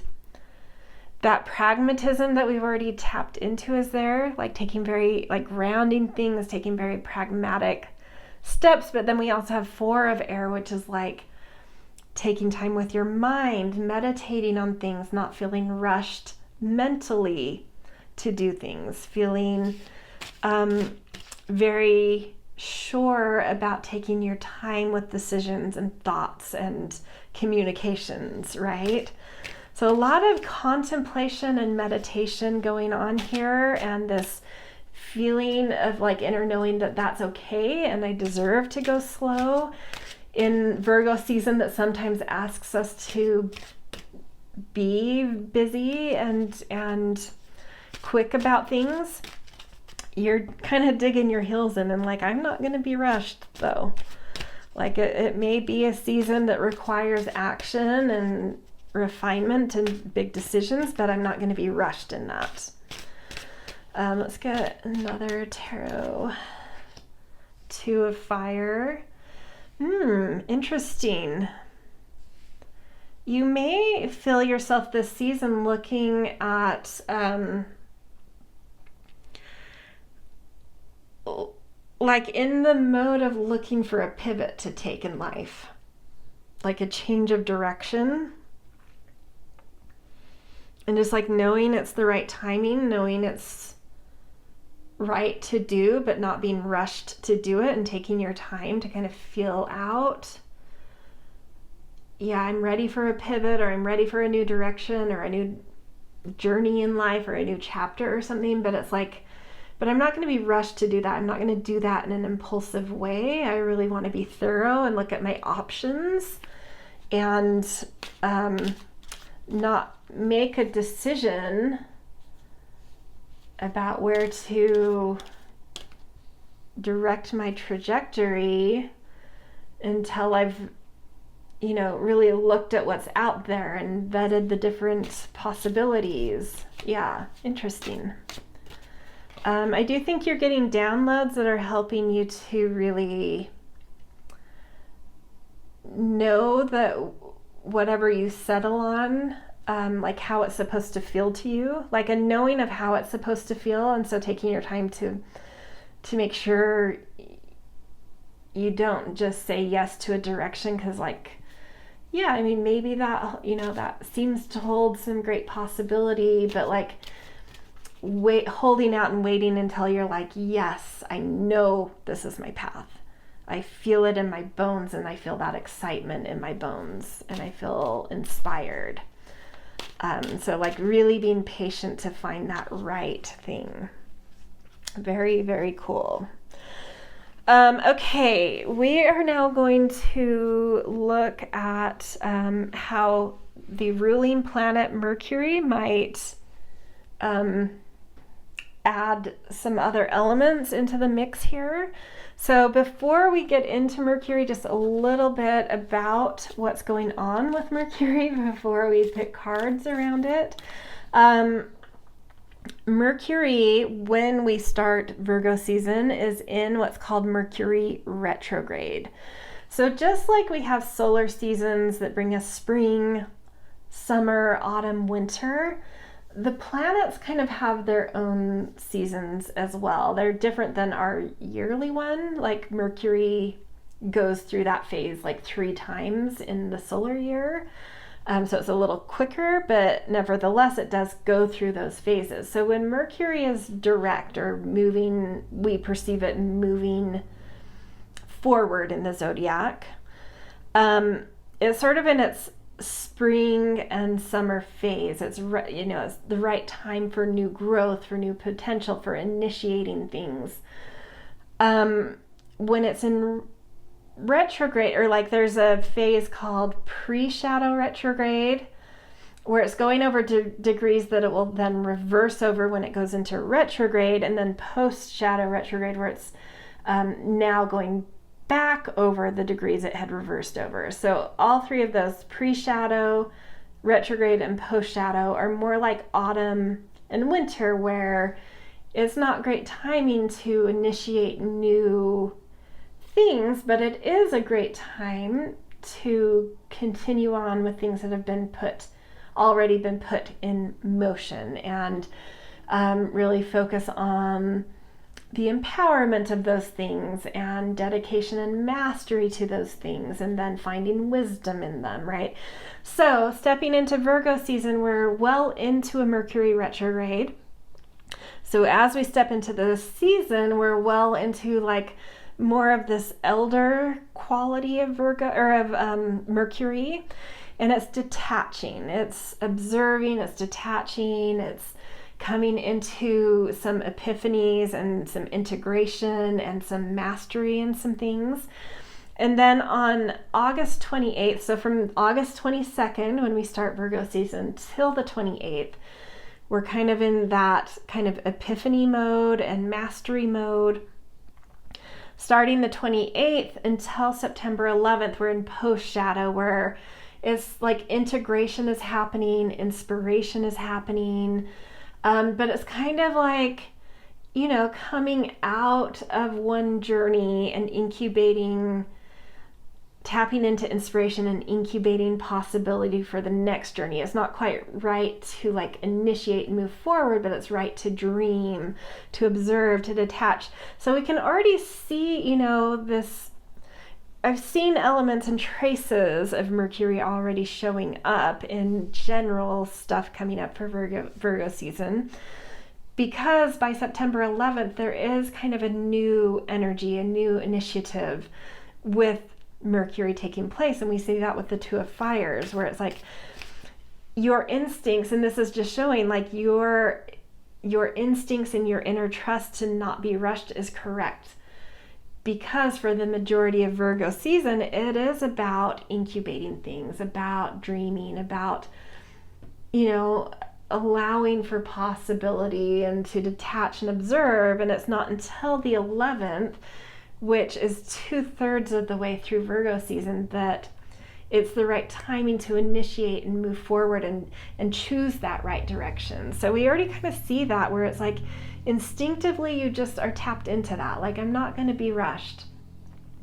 Don't be impulsive. Don't create some false starts. That is something that happens so often for people during post shadow retrograde, is they have these false starts, like, oh, I've tapped into this inspiration, I'm going to act on it, and then it's not, it wasn't quite the right time to initiate, so it just kind of doesn't go anywhere. And it's like, you have this wisdom and knowing of like, I'm not going to do that, I'm not going to do these false starts, I need to like take my time with this. And it's like, you are right on with that. You're in the know, and trust your instincts with that like, even though I might have these moments of impulse and inspiration, like, I need a more pragmatic plan. I need to feel this more grounded before I can actually step into it or assert something here.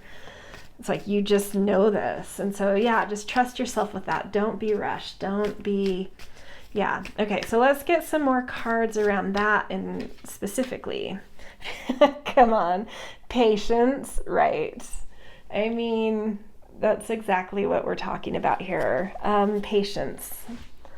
You've got it. Trust it. You're in it. Your patience is everything right now.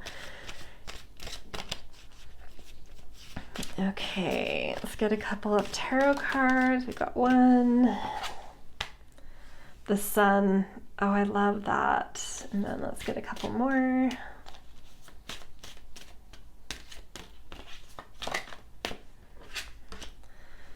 Adelita of Fire. So, yeah, okay, hold on. Let's get one more and then two more. That's fine. Go into that. 3 of Air, okay, and 8 of Fire. Yes, so even though the front end of Virgo season, or at least even like the first 2/3 of Virgo season, may seem slow, may seem like nothing's happening, but you still have this kind of inner knowing of patience, and I'm just going to kind of be in this mode of like connecting into this kind of spiritual energy that's around me. Even if you have this surety and sure-footedness that I'm just supposed to be open and in kind of the inspiration coming through and this nebulous no man's land, even though I have an intuition about that and I'm absorbing it and I'm taking my time with it, doesn't mean you can't also feel a little bit impatient for that sense of like, now's the time to act, right? But this is saying that with that patience, the exact right alignment is coming in for you that will bring you that eagerness, that will bring you that energy and that drive to move forward and be just as impulsive as you would like to be, but that you're kind of finding the restraint to not jump too quickly at things. There will be a go, there will be a green light, a starting gun where you will be able to unleash that and you will be able to be the charging buffalo. And because you've been patient and thoughtful and contemplative and meditative, you can take advantage of that start with so much power and so much sure-footedness. So the taking your time is also building that power behind the kind of pressure of not starting, right? So it's like when you get that green light, it's like a slingshot rather than just starting a race on your own, where it's like, okay, starting gun, go, and I have to use my own power. It's like you're using this sort of restraint that's creating this kind of like slingshot scenario that like when the go gun or the green light happens, it's like the power you go out of the gate is going to be so impressive, and you're going to be just like so aligned to the path or like the new start or the new trajectory you orient yourself with. It's like chef's kiss, right? It's just like so good, so aligned, so powerful.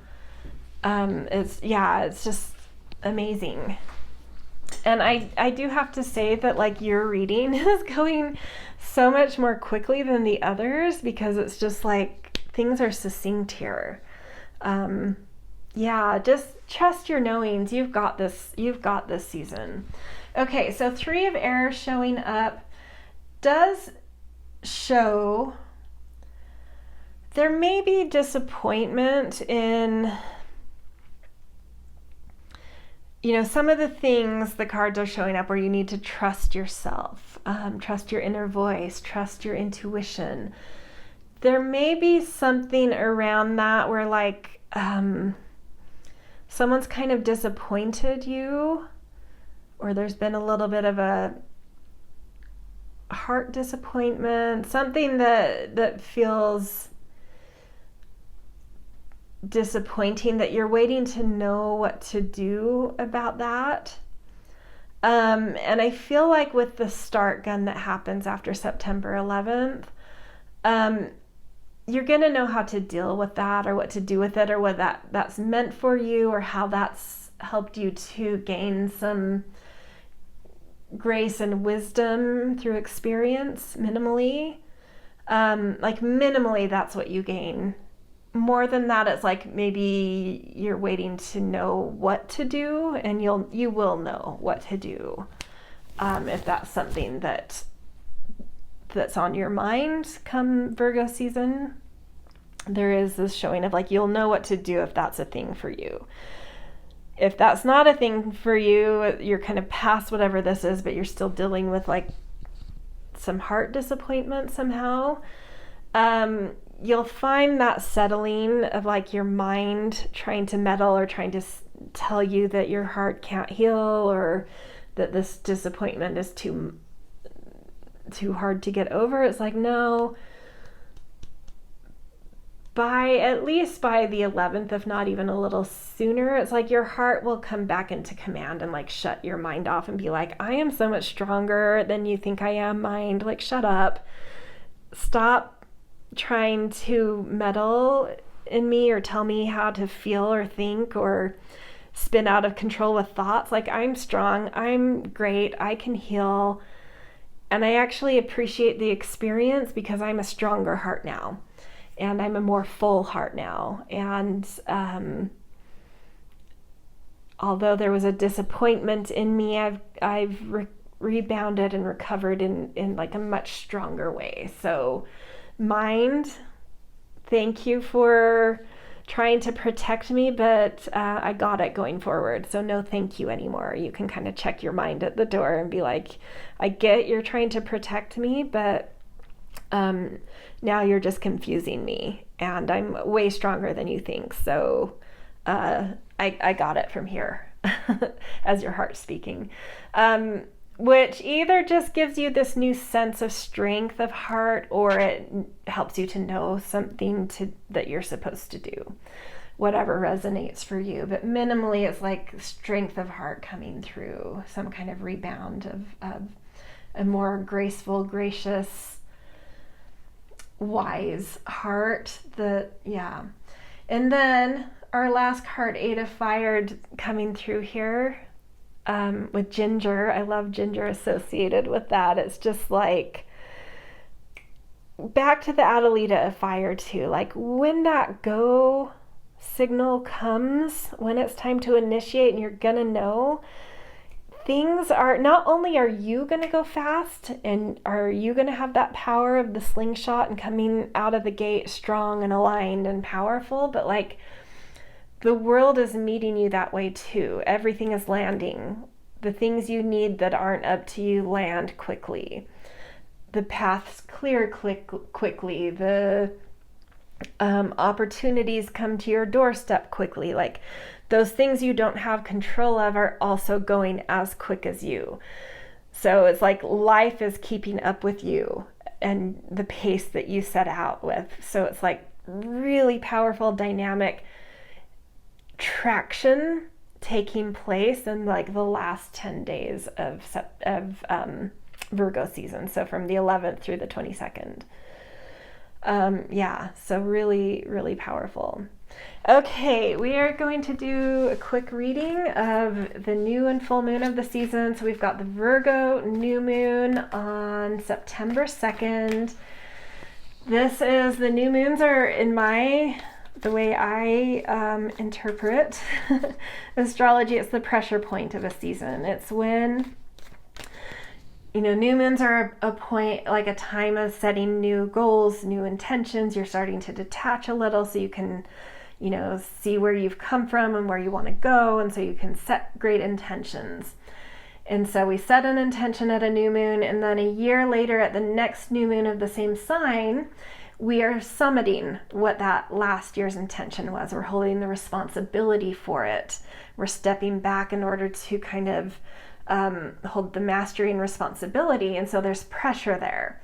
But that pressure is exactly what's needed to ignite a new intention. So we make new intentions and new dreams for the next year's round while we're holding the pressure of last year's seeds. So it's 2.5 days of pressure. Anyone can get through it. I always give the guidance of follow through with whatever is kind of mounting on your shoulders, because that sets up your next intentions with the right conditions. It also helps to inform your new intentions. What, was this thing, this goal I had to climb too steep, too mellow? Helps you to gauge, can I push this further? Do I want to do something totally different? Do I want to back off a little this year? Can help you to gauge those intentions as well. Okay, so Virgo, new moon. Feeling this card, and I for some reason can't get it. What does that mean? The Destroyer. This, every pile has had some version of this, and it just, to me, it feels like there's something new about to happen with Virgo energy. And so I feel like with this new moon, it's just kind of allowing, it's like you're coming not only to just a summit of something with Virgo, but it's not just this year's summit, but it's a long-term summit, something you are closing out a chapter when it comes to Virgo stuff. And so it's time to allow that to be recycled, right? To go back into the earth to be food for something else. So if it feels like at this new moon something's kind of falling apart, it's okay. You're just ready for a new chapter, right? And that's really powerful, to allow an old chapter to become food for another chapter, food for something that hasn't even birthed yet. It's a really powerful thing, and it's very transformative. It releases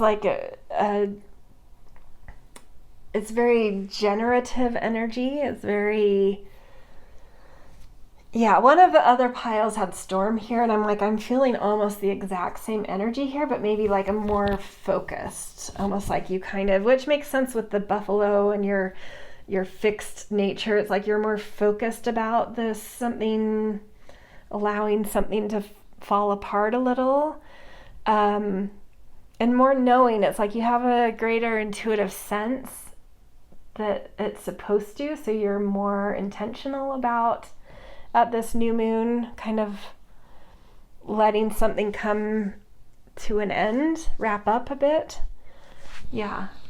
Okay, let's get a Divine Feather message for this. Cardinal, stand tall and proud. See the leadership role unfolding ahead of you. Interesting.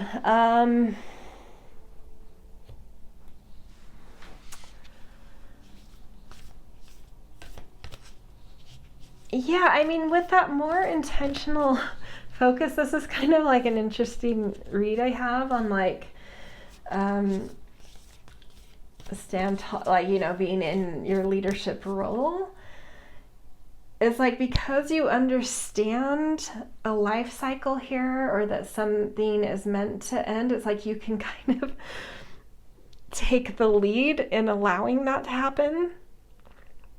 Lead the way, be an inspiration and a leader for others, of like knowing how to let things end gracefully, in a right way. Like there are better ways to let things end, right? And it's like, I think you have a knowing about that, like the right way to let things end. You're really showing up as a leader and like a role model, right? People are looking at you as a role model of like how to really graciously and gracefully allow certain things to end with intention and purpose. That's what that feels like to me. But also with a new intention coming through, maybe you're seeing something about your sense of command that you haven't seen before, and that might influence what you're newly seeding, like newly seeding leadership in a bigger way, or a different kind of leadership for the next chapter of Virgo energy for your life.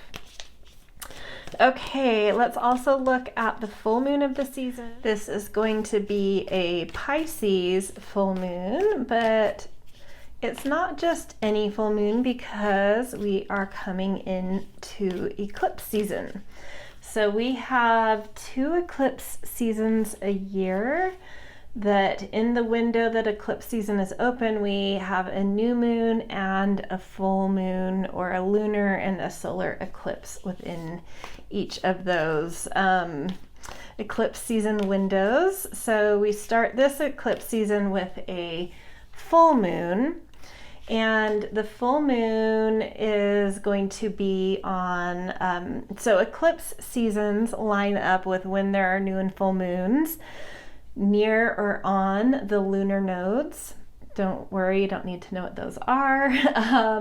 But I will say there is a north node and a south node. And it does matter which node it is near, in terms of like what that eclipse might bring. And it does matter if it's a new or a full moon. So we have a full moon, which is a time of like really turning inward. Things are coming into kind of more maturity and a fullness, and into kind of a fruitful phase.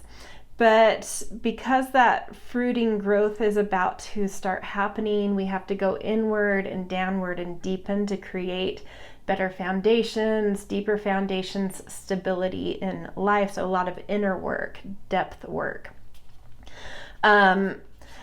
This eclipse being near the north node is where we have big endings and beginnings. And in my book, it matters. Like you can kind of tell if it's more on the side of an ending or a beginning, if it's behind or in front of the north node. And this one's going to be behind the north node, which is the ending territory. So really personally, more deeply looking at some endings that have Piscean themes to them. So kind of a natural end of a long life cycle when it comes to Pisces energy. So what is kind of dissolving, what is sort of flowing out of your life when it comes to art, spirituality, secrets, rose-colored glasses, things that you maybe haven't always held a really realistic view of could come in here. But also just like really complex things. Pisces is the sign that holds our greatest boundaries, so it's where we can hold a lot of complexity. So there may just be some really complex things that are just starting to move out of your life, kind of come to the end of a cycle. Okay, so let's look at maybe some energy for you guys around this Pisces lunar eclipse that is taking place behind the North Node. And we have Thanatos, which I'm almost certain relates to death. I'm just going to real quick pull out, if I can find it, the guidebook for this, because I don't want to say the wrong thing, but I'm like, yeah, death. And it's not literal death, like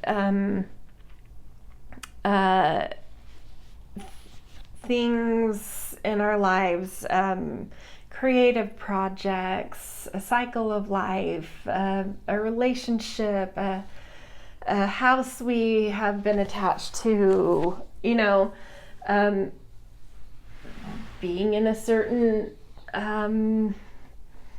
school setting, like, leaving junior high and going to high school, like that could be considered like a death, leaving junior high, like the death of junior high for the birth of high school. Like there's so many ways you can interpret death, but that definitely aligns with what I was already just saying. It just is like a confirmation to me, is like something is quite obviously coming into an end, but it's just a transformation. It's just, the end of one life cycle of something that is very natural and just ready for a new, it's just ready for a new chapter, but kind of taking some time at this full moon to go inward and just do some depth work around what it is that you're needing to allow and surrender to leaving, and noting how that makes you feel unstable and how you can find nourishment and self-care and stability to allow for things to leave. It's kind of a paradox here, because at the full moon it's like things coming into fruitfulness, but it's like that fruitfulness relates to death, so a transition coming into its ripeness. So really taking some inward time to understand what that means to you and how your soul is connecting to that transition time that this Pisces energy is in. So last card, let's get an inner child card around that. That's too many, but we'll take the bottom card. Seems to be sticking out more here. Become aware, listen to the wisdom of the body. Yeah, like I was just saying, it's like a great time to go inward, to just, listen to, do some journaling to get in touch with your soul, but also maybe do some subtle, like energetic body work. Any sort of energy work is very Piscean in general. So massages, Reiki, mindfulness, breath work, like whatever's more subtle kind of energetic body work, I think could be really good to help move things through you, let things release, find that surrender and how it feels to your body to be more surrendered. And also even just like grounding work. Sometimes that Piscean energy is very ethereal and we can lose a sense of grounding, and the full moon likes us to feel more grounded. So it might even just be that simple of like, just do some subtle body energy work that helps to ground you, to help you feel more stable for things that might be just kind of naturally moving and flowing away from your life, a chapter that's wrapping up. Just kind of find that grounding and stability to help that happen more gently, right?